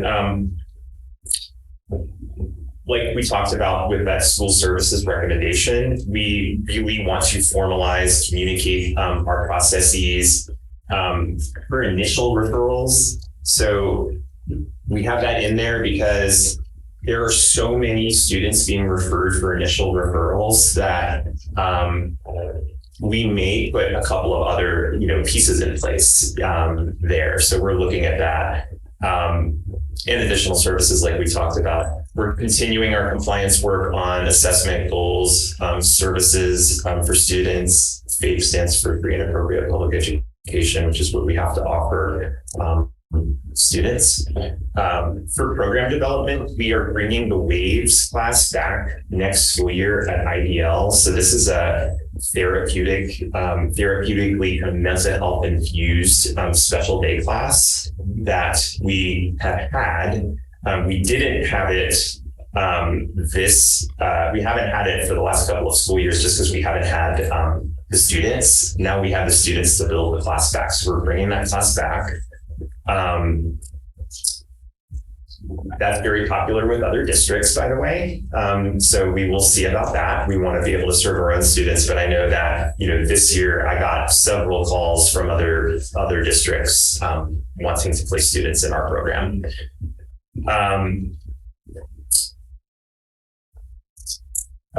Inclusive practices, we talked about that. We'll be working with Changing Perspectives next year. So really looking forward to that work. And then so proud of the work we do with our special education parents. We have an amazing CPAC, Special Education Parent Advisory Committee, amazing CPAC chair, Linda Benares. So great to work with all of CPAC. And throughout everything we do in special education, we are always emphasizing parent participation, meaningful parent participation in the IEP process. It's like a crucial part of the IEP process and kind of parents' procedural safeguards. So, and you can kind of hit that in many different ways, that participation. So just continuing to emphasize that moving forward. Happy to take any questions. A couple of questions. Do you have the breakdown of the 16.4% of students with IEPs now by disability area? So understanding SLB versus I could pull that. And just seeing if that's changed year over year. And then so by disability category, and then also by grade level, maybe when referrals are being made to understand if there are trends. Typically third grade sees a bunch of referrals and so forth, but just to see if there's anything kind of interesting about those trends. And then I just wanted to highlight that your point is very well taken, that we do have a high number of students with IEPs at 16.4%. That's over 3% higher than the state, which sits at 13%. And even our non-public school at 2% of those special education students is double the state average. So the need in this district is not representative of the state. It's much higher than the state. And it's very interesting considering, we have lower, Title I or unduplicated student, there are some areas where we have a lot of lower need compared to the state. And in this area, we just have a higher need. So that's just a comment. And then the third request is, IEPs by need, by grade level, and then staffing, particularly special education staffing by student ratios, because I think that would be interesting to compare to the state level as well. Like how many psychologists do we have per 1,000 students or what have you? How many paraprofessionals do we have and what have you? Just and maybe that's in the special education report too. I imagine they did something like that. There are, I have to go back in and see exactly what those comparisons were, but I know that they were making comparisons in staffing. So we look at that. Yeah. And then one question on the resource specialists, do they have content certifications as well? Sorry, do they have? Content certification? Content certification. So like a multi-subject credential or a single subject credential? They don't have to have that. Do we know if they do? It's the ed specialist credential is what they need. Right. Some do, and some they can go straight into the special ed credential program. Okay, so I guess one question is, depending on who's leading direct instruction, if that resource specialist doesn't necessarily have a content specialization, making sure that they have a content expert instructor there. That's been noted in a lot of special education studies where, students with IEPs need sometimes the most support in content area. And so having a content expert support that intervention is really important to help them meet their goals. And then the other question that I had was around the learning center and how often students spend time in the learning center versus a general education classroom. So not the special day classroom, but right. And the learning center would have been students who have like resource support. Right. And I'm going to throw a number out there, like let's say 90 minutes weekly. So they would maybe have 2 45-minute sessions, 3 30-minute sessions in that room, and that's their services. They're getting their services there. The rest of the time they're in that general education setting. So they would just go there to receive their services and then back.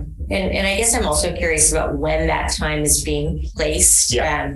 I just remember as a former math teacher, I remember certain students with IEPs were taken out of my math time to get their time, but they needed the most support in math. And so I was always confused as to why they were being removed. So just making sure that kind of timing makes sense, that they're getting that content expertise as well as the resource support that they need. And then my last question is around the initial referrals. Is that largely coming from teachers or parents? It's a mix. It's a mix. It really is a mix. We do get quite a lot of parent requests. There's a lot of just internal referrals. I think this will. I do like UDL, MTSS. This is going. Eventually, this will make a difference. And the SST, as you noted in that chart that you showed, that's kind of first line of support that's offered. And so I think your point on getting that right and consistent and implemented. And the philosophy, because the SST really is an incredible tool. It's a team of people that will put interventions in place. Yeah. So we need to do that, revisit, maybe even revisit again before we just, go to a testing situation. So totally agree. I just wanted to note that this is obviously going to put, as was mentioned earlier in our budget, an extreme constraint on the budget going forward as well. And so I think as much as we can investigate areas where we can support those students in the general classroom. Yes. Great. Any other questions? I just have a question. Do you have, just in your expertise, do you have any clues to why there's such a large trend with the IEP requests? It does have to do with, it's tied in with the work that we're talking about with the UDL and the MTSS. So it comes from a place of just wanting to help students really quickly and immediately. And we know that special ed exists. We have the specialists here, that's tangible. Sometimes when we don't have solid tier 2 interventions or, things right away to implement, we go right to what we do have. It's really hard to put your finger on it, but I think more interventions on that front end, on that left side of the eligibility is really kind of where we need to go. We need to give it more time. We need to add more, be a little bit more innovative maybe with what we're doing out of the SSTs. We were in the middle of our struggle, mostly trying to figure it out financially in terms of the excess costs, but kind of scratching our head looking at that. And then I went to my fellow meeting the next day, and every single district is in the same boat. But I think exactly what John said is that if we improve our tier 1 instruction, our classroom instruction, including support for students that need extra support in that place, that will reduce some of that. But it's not an easy lift, right? It's not you say this and it magically happens. It's some pretty significant work. I just had a couple of comments. Your CPAC parents are great and very supportive and very active, and they get together and support each other very well. Yeah. I've been in on those meetings. I have been seeing the unique current events used a lot recently, and it seems to be a really good program and a good level. And I was wondering with the SDC class, is there an organized training of paras, especially like new ones or subs or something like that, where there's more of a universal training of basic procedures? Or it seems a lot of people are thrown in. No, there off the isn't. street. And I know that that training, I mean, you know. Yeah, I mean, not just I mean, everywhere. Yeah. Yeah. We don't have that. We would love to have that. We know that is needed. Yes, we hire people. There's It depends on what to expect. There is some, I mean, that happens. Yeah. It's not so structured. I mean, there's, and we don't have a set way that we go about it. Like sometimes Betsy Belkin will meet the new paraeducator and help the person. It's like after we have parents that have been there forever, but there's probably a whole bunch at the beginning that and they may last longer if they have more training and organization. As soon as they step foot in the door, the teacher is training them, you know, always like every day. But like we would love to add some sort of district level basic procedures, procedures. not so much policies, but you know, what to do, what not to do in different situations. You know, if you've got a runner or stuff like that. Yeah. Now we do have the PROACT training, so that's a really that's that training where we learn how to de-escalate behaviors, and if we have to intervene physically, how to do that the safe way. So we did have quite a lot of staff do that PROACT training this school year, including some classified staff. But that could be during the school year. Like it would be great to have. But that would be a situation a lot of subs would be in the exactly training. Yeah. So it'd be good to do something before they go into the classroom. Any other questions? They asked all the questions I wanted to ask. All right. Do we need a 5-minute bathroom break, or would I just power through? You good? Are you okay with it? Yeah. Okay. All right. Next, wellness committee update. Okay. After the wellness committee update, we're gonna have to vote to. Yeah. Oh, okay, great. It seems as though we're going to have to go to 11 o'clock. Is there a motion to extend our time to 11 o'clock? A second. All in favor, please raise your hand. Motion passes. If it's 11, we may want to take a 5 minutes. Yeah. Round it up. Yeah. Okay. Local wellness policy. So, thanks, Will. The background on the local wellness policy is since we participated in National School Lunch, School Breakfast, we must have a local school wellness policy. In the interest of time, I'm not going to read the bullet points, but that is all of the what kind of the contents of a wellness policy. So all of those pieces. You have the wellness policy. It's this big document. So, go ahead. So we had 2 wellness committee meetings, and our wellness committee is there. It was great. It was me and Lori Miller, Julie Gallagher, a nutrition cook from Ortega, was there. She was awesome. And then Connor Science, school counselor. We met on January 31st and March 28th. We did a lot of work we only had 2 meetings, so it's not like we could do very much, but just crank out the policy. Like that was our charge for the school year. So that's what we were really focusing on. We did work independently on that as well. So we had kind of a living document. And the big change is we added a lot to the wellness policy about mental health. So Connor was instrumental in really developing that part of the policy. So you have the policy. Our next steps are we're going to assemble the committee for next school year. We want to schedule the meetings at the, at the onset of the school year before the school year starts. So we have that there. There's some things that we need to do about updates for assessments and communication of the wellness policy. We would love to also get some community members into the wellness committee in the way that the CDE talks about it. They talk about outreach and they talk about, communication and getting people to the table. And we really want to do that next year. We want to have people to know that we have this committee, that we help have the wellness policy and get more people to the table. Go ahead. Okay. I think that's about it. All right. Are there any questions? I don't think there's another slide. Any questions about this? Okay. All right. Thank you. Let's move on to further information on item 1C of the May 10, 2023 personnel changes. Item 9E. This is an action item. Good evening.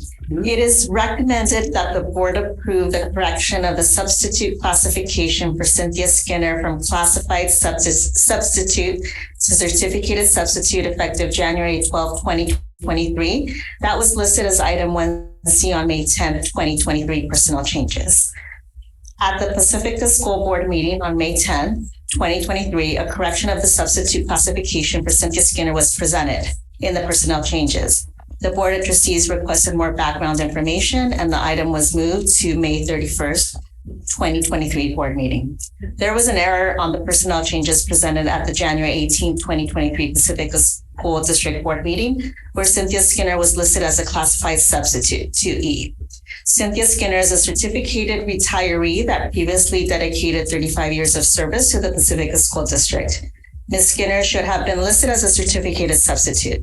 Cynthia Skinner was hired to support the administration of the English Language Proficiency Assessment for California on a temporary basis. Historically, both certificated substitutes, classified substitutes, and classified personnel on a time card have been hired for temporary work to support the administration of short-term English Language Proficiency Assessment for California, LPAC. It has been past practice to share this work among both certificated and classified subs and classified personnel. Also to note, per Education Code 45134, certificated retirees are not able to work in a classified position except under certain circumstances as a teacher's aide. This is to show that Cynthia Skinner should have been listed as a certificated substitute from the start and is the reason for the correction. Our Director of Educational Support Services, Will Lucy, will present more on the history of English learner assessments in the Pacifica School District. All right, yes. Presentation would be appreciated. Yes, I got it up there, right? Yeah. So yes, so this is specifically about the EL assessment history within Pacifica School District. So a little bit of a background for LPAC testing. Each year we have it's usually over 250, it's around 270. Sometimes it climbs to closer to 300 identified English learners that are required to be given the LPAC summative. That's one LPAC test. There's the LPAC summative that's given every year to all identified students that are English learners. Incoming students identified through the home language survey as having a second language are required to be given what's called the initial LPAC. And that's around 60 students, but that also varies. We've had up to 90, we've had as low as 50. That is each year. Most of those students are most of the students there are the kindergartners or the TKs that are first coming in.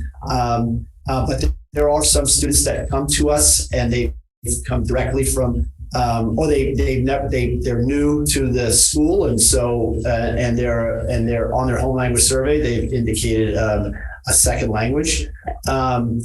So all initials, all of the sections of the initials are administered one-on-one, meaning that they need to be administered one to one. For the summative tests, which is again those students that are already identified English learners, all sections of the K2 portion of the summative and the speaking and listening sections for the 3-8 are also administered one to one. The summative reading and writing sections of the 3-8 of 3rd through 8th are administered as a group. The BSM, which is the bilingual, this is a bit of the history now. So the BSM, which is the bilingual syntax matrix. Anyway, if you had been in education before 2001, it was the main way of identifying English language proficiency. And before 2001 in Pacifica School District, ESL certificated teacher and 2 bilingual classified paraprofessionals really took that on. They were the ones that gave that test. For the most part, again, that assessment was given one to one.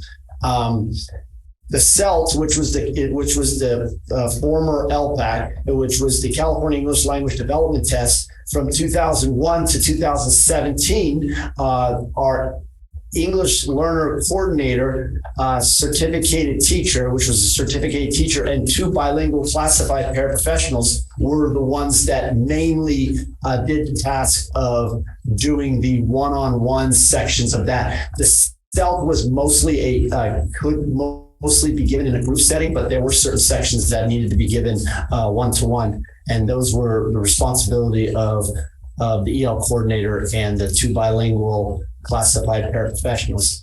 And then the LPAC, which was from 2018 to the present, the EL coordinator position was eliminated in 2015, and the ESS department became responsible for identifying test administrators.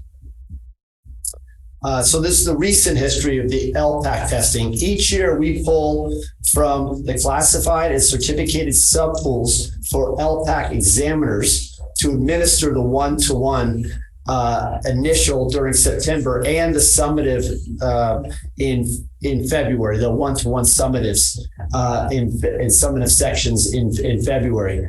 We have had both classified and certificated substitutes help with administration. In the most recent year, in 22-23, we had 3 classified and 1 certificated substitute help with the LPAC administration. Challenges, and I think this is an important component, is we've always had every year, definitely since I've been here, we've had a challenge of getting LPAC examiners. Part of it is that there's been a lack of staff within the substitute pool who are not just capable, but who are available to do that, to be those examiners. Many of those in the substitute pools are at sites being substitutes for the sites, and the classifieds are usually either it's a limited number of classified substitutes, or those classified substitutes are actually regularly working at sites in classified positions as subs. So the current classified staffs have been asked to put in time cards for time spent outside of their work time to test students. So we've had classified staff that have their position at a school site as a paraprofessional or teacher aide or so forth, and then outside of their hours, we've been able to have some of them outside their hours actually give the LPAC assessment, give the LPAC tests. The other place we've pulled from, which has been retired, certificated, and classified staff have been asked to come back to be examiners. One, there was a classified staff, I forget her name, but when I first started there, she was kind of a regular that would come back and help out with LPAC testing. And then we've also had a retired certificated staff person come back, and not necessarily retired from our district, but retired from a different district, and lived in Pacifica. And we had her. She was willing to come back and be an examiner. Current certificated staff are asked to do the group testing. So the non-one-to-one assessments, usually the group testing falls under the coordination of the vice principal or the support teacher at the staff at the site, and certificated teachers, classroom teachers sometimes, if they group the students together, will actually provide the LPAC testing for those group sections. And then this is a really big one lately, and this really happened this past year, or last year and this year, was that there's been new requirements for LPAC examiners to be trained. And the training that it's called Moodle training, and it's required for all initial and summative examiners that they need to have before they can begin. 2 years ago, you could give the LPAC without the training actually being done. You can be doing the LPAC training as you're doing it, and it was a much smaller, shorter training. But with the adjustment in the LPAC assessment, and also this new requirement of them being actually having to do it beforehand, the initial LPAC training takes 30 to 35 hours of training, and the summative one takes actually 40 hours. It takes a full week, and sometimes even more than a full week, depending on the amount of calibration that they have to do and the amount of sections. If they're doing the 3rd through 8th and they're also doing the K1, there's different calibrations for both. So that takes a little bit longer for that. So those are the challenges. So that's just a kind of a general idea of the challenges and the history of LPAC testing that relate to this item. So my first question is, it was just a mistake, the way that it was being put on paper. Yes. I just have a question about the advertisement. Did you have like a flyer go out to, like the personnel that's working within the district, about the LPAC testing, or was it on EdJoin? We did not. So the confusion is that in August of 19, there was a paraprofessional English language development positions that were posted, and there was 2 of them. And those were not necessarily only for LPAC testing, but it was to support and serve students that are learning English as a second language. And so that was the primary purpose. And there was 2 positions posted August 19th. On September 30th, we realized there wasn't enough funding for the second position. And so we pulled 1. And again, it had not been filled. And so there was 1 posted position from September 30th to October 26th. October 26th is when I recruited Paula Suter to hey, this is available. Are you interested? Because she was having some difficulties at her site. And then she thought about it. She asked some questions about it. I gave her information, and she put her transfer paperwork in. And so then they interviewed her the day after, and she was able to obtain that position. And I believe that position is paid by the Learning Recovery Grants. Actually, that position was paid by Title III. And I do want to jump in here and say there was originally 2 positions available, but we didn't have the funding available for those 2 positions. But again, those were positions that were not just for LPAC testing. We were obviously going to utilize, especially in the beginning of the year, or for that, she was hired after the beginning of the year. But during the February, her first assignment was up at Sunset Ridge to support our English language learners up there in various different capacities, but being an English learner paraprofessional.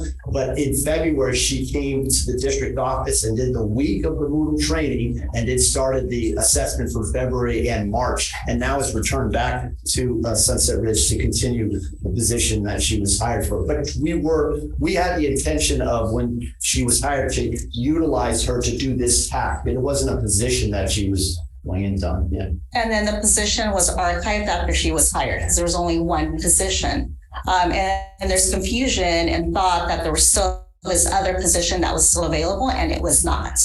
I think that's where the confusion happened.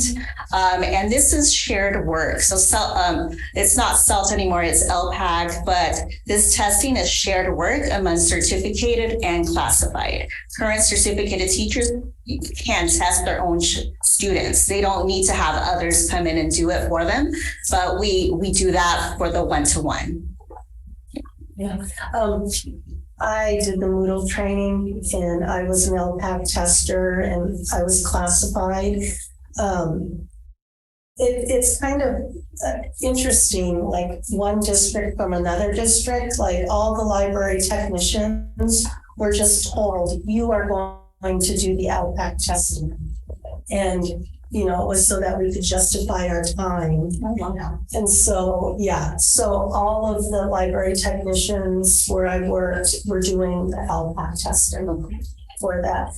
And, in my opinion, if the teacher is available, that would probably be the best person to do it because it is, a week-long testing where you're learning just a lot. And the calibrations were very tough. Especially if you're not doing it every single day. And so I understand that part. So I'm just curious why it's so different from one district to the next on who's doing the LPAC testing. But I can also see that you need to be flexible, and that, either the district or the principal is the one that's finding the best people to do the testing on the students, whether it's the teacher or a classified person. There was a period of time, right as we all came back to school, that we had to get that LPAC testing done, and it was a scramble.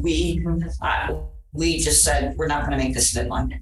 Like, we have to do it. So the other part of it is, and what you're mentioning there is within the LPAC website in California CDE, it has verbiage that says they highly recommend a certificated teacher to give the assessment, but do understand that the one-on-one means where do you find the time to do, especially if you have a large percentage of students in your class doing that. And so I totally see it. San Francisco Unified used to have a person from the district office come out, and they were classified and certificated staff that would actually just run through a school and do all the LPAC testing. It wasn't the best model because you want the teacher who actually is instructing the student to have a good idea through the process of testing. They'll get a good idea of language proficiency. But sometimes it just wasn't realistic to get to everybody in that short time frame, February, March. So our action that we're asking you for tonight is approval of Cynthia Skinner as a certificated sub to correct for our errors. That's the only thing that you are approving. She's already been paid, so it's not as though that's, but it's just approving that because we did pull that from the agenda. Any other questions? All right, do I have a motion to approve item 1C of the May 10th, 2023 personnel changes? I will make a motion to approve item 1C. Do I have a second? I'll second. Okay, courtroom. All those in favor, please raise your hand. Motion passes 4-0. All right, next is contract regarding Ocean Shore School Building D addition. Thank you. So as we complete our facilities master plan, we went ahead and did the bid opening for the Ocean Shore Building D addition and site work. That includes all of the site work, demolition, some new retaining wall, chain link fencing, and underground telephone and irrigation patches. So we are asking the board tonight the recommendation is to award the contract to Andrini Brothers, Inc. And we ask the board to authorize staff to enter into contract with Andrini Brothers, Inc. Are there any questions regarding this item? All right, do I have a motion to enter into contract with the lowest possible bidder for this strategy project? Make a motion. Oh, wait. I'll motion to enter into contract. I'll second. Okay. All in favor, please raise your hand. Motion passes 4-0. It's interesting to see our reaction times when we're exhausted. All right, employment agreement contract with Darnice Williams. The next one is, one of the things that got overlooked in the employment was 5 days of transition time. I can promise you Dr. Williams has already been doing the work, but this is compensation for 5 days. She will do the work and then submit a time card on July 1st and be paid at the end of the month on July if you will approve that. Any questions? No questions. Do I have a motion to approve the attached employment agreement contract? I'll make a motion to approve. A second, okay. Oh, did you? Okay. All in favor? Okay. 4-0. Okay. And finally, possible rescheduling of the August 2023 regular board meeting from August 2nd to August 9th. President Rupini is going to be out of town on August 2nd and has asked if the trustees would consider moving to the 9th. Barbara polled all trustees. They're all available on the 9th. So thumbs up. Okay, is that a motion? Okay, so do I have a motion to reschedule the August 2nd meeting to regular board meeting to the August 9th? I'll make a motion to reschedule August 2nd to August 9th. Thank you. And do I have a second? I'll second. All in favor, please raise your hand. Motion passes 4-0. Thank you. All right, finally, future agenda items. Future agenda items. So we do have a meeting in 2 more weeks, and that is for approval of both the budget and the LCAP. We're going to have the teaching and learning is going to be 2 parts. One is around the student achievement, the formative assessment from iReady. And then all 6 schools are going to do a school plan for student achievement. 3 of them have to do it as a part of the ATSI additional targeted support. So all 6 schools are going to do that, and that will be a nice thing for all 6 schools to start with their new plans. That is going to also be a long meeting, so other items? Great, see you on the 14th. All right, and with that, during the meeting at 10:41 p.m. Thank you for all of the nice recognition.